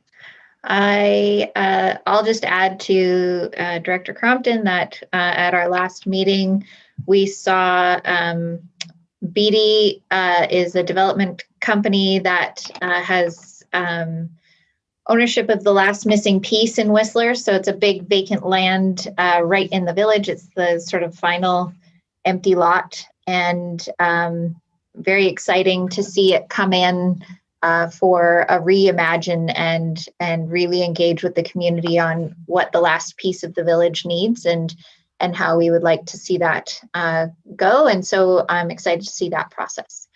And we will go now to Squamish. And it looks like Karen's dropped off, so you're it, Director Stoner. Yeah, Director Elliott had to go. But just a few things from Squamish. A few weeks ago, staff brought forward a set of principles for our open data policy that we have been reviewing, which was really exciting. And those 7 principles were approved. We were recently listed in the top 20 of towns in North America for openness of data and data transparency. So we've been working really hard on that. And then yesterday, staff brought forward to committee of the whole draft on our wildfire development permit guidelines, which has been work in progress for a few years, but is really exciting to see and is really going to set a relatively high bar for what we're expecting future development in both in terms of building materials that are used that are fire resistant, as well as some guidelines on landscaping and what will be allowed for landscaping in order to reduce wildfire risk in our community. And then the third piece I just want to highlight, we launched a new website around climate action in the district, squamish.ca/climate action, which helps to try and tell the stories of all the work that's going on around climate adaptation and mitigation and how our community can get involved. So if you have some time, check that out. Great, thank you very much. Okay, I am going to move on to 11.2. So we have the opportunity to move resolutions forward to the Lower Mainland Local Government Association Conference, which is taking place in May. 2 years ago, I think it was, or was it 2017? We moved forward from this board a resolution regarding dental health and adding basic dental care to the medical services plan, because currently that is a massive piece of inequity in our province. It also included language around mandatory fluoridation in communities that didn't have fluoridation in their water service. That was painfully defeated on the conference floor twice. And so I am bringing this resolution back because it was unanimously supported at this board. It was supported at the Lower Mainland Local Government Association. It was also supported by UBCM. The province has hinted at the idea that they support the idea of basic dental care being added to MSP, but they haven't done it yet. And so I thought now would be an opportunity for us to recommit to asking the province to recommit to basic dental care being added to MSP. And so I'm asking for support of the board to move this resolution forward to convention for this year. Moved by Director Birch-Jones, seconded by Director Mack. Any questions or comments? Director Stoner, go ahead. This is a really critical issue. I just wanted to say thanks for bringing the resolution forward. Happy to support it. Thank you. All right, I will call the question. Is there anyone opposed to moving this forward to convention? Seeing none, motion carries. Thank you. Thank you. Okay, let's move forward to 11.3. Director Rainbow has a report from the Fraser Basin Council included in the package. Would you like to speak to it, Director Rainbow? No, I just felt that I went to a meeting and I learned some things, so I thought I should just pass them on to the board. And so if anybody's got any questions, I'll try to answer them. Great. Did anybody have any questions from the report? I appreciate your bringing this forward, Director Rainbow, because your time is valuable and we appreciate you reporting back to the board. I will just say one thing with regard to that salmon safe. I'm really happy that we've got 3 groups that are actually working on that right now, and that both the developers or 2 of the 3 developers, and hopefully the 3rd in Area D, Britannia and Furry Creek, are interested in working with the Salmon Safe organization and towards certification. And I'm working also with Crystal Tembring from the Squamish Food Policy Council and some farmers in the upper Squamish and in the district of Squamish, who again are interested in improving their practices so that they can qualify for salmon safe certification. I think that's really good for the region. Thank you. Great, thank you. Could I have someone move receipt of the report? Moved by Director Stoner, second by Director Crompton. I'll call the question. Anyone opposed? Motion carries. Thank you. Okay, we're on 12.1, and this is a request for funding from the Pemberton Cemetery Committee and the Royal Canadian Legion of Pemberton for $20,000 from the Electoral Area C towards the purchase of a columbarium and complete the second phase of the cemetery enhancement project. Would anyone like to move or speak to it? Director Mack. Yeah, I'll move that. And also just for Suzanne, I'd like this money to come out of Area C amenity funds. Okay. And seconded by Director Demare. Any further discussion? I'll call the question. Anyone opposed? Motion carries. Okay. 12.2, request for funding from the Lillooet Agricultural Food Society regarding their annual operating expenses, a $32,000 fund from the Area B, Northern Area Health Fund to help with their administrative costs. Can I have someone make that motion? Moved by Director Birch-Jones, seconded by Director Stoner. Any further discussion? Anyone opposed? Motion carries. Thank you. A request for Jeanette's been really helpful to Lillooet Agriculture and Foods. Jeanette and Nadon, thanks. Just to pass that on. Thank you. All right, 12.3, a request for funding from the Lillooet Regional Invasive Species Society for an executive director's assistant. And this is for $10,000 from Area B toward the wages of a senior employee to assist the executive director. Can I have someone make that motion? And it should also specify that this would also be from payment in lieu of taxes. Okay, so from PILT funds. Thank you.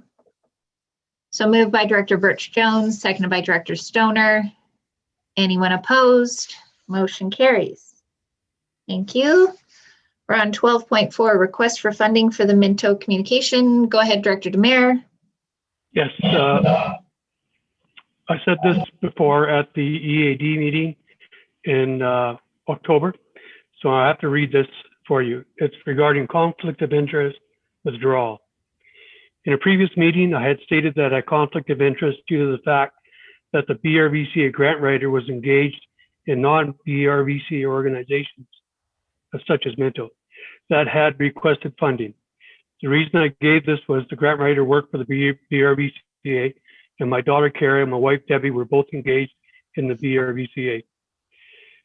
I seek legal counsel and I'm withdrawing my conflict of interest on this matter.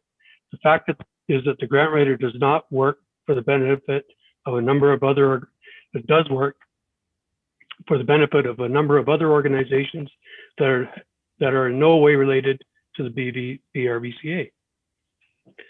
So with that, I'd just like to quickly talk about this request. They've requested $50,000 as leverage funding for their $1.8 million request that they put in. So I definitely approve this, and I'd like to make an amendment to it.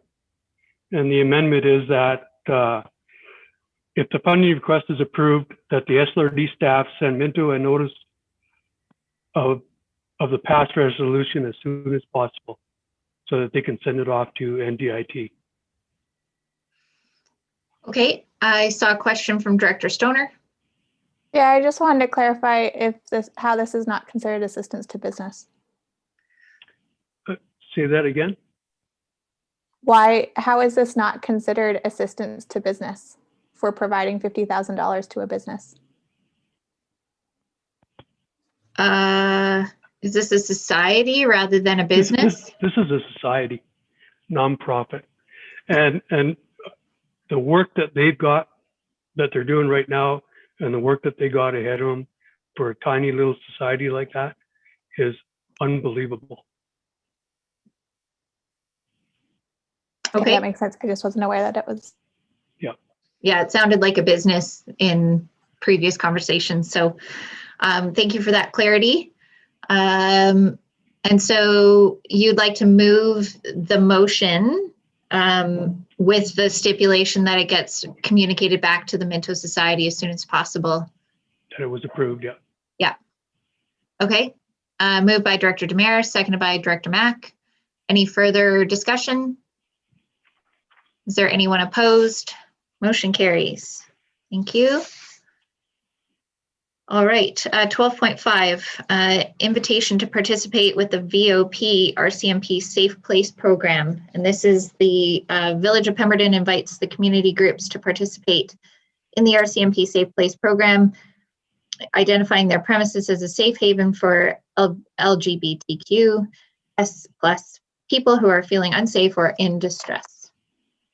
And could I have someone move receipt of this letter? Moved by Director Crompton, seconded by Director Birch-Jones. Is there any further discussion or questions on this?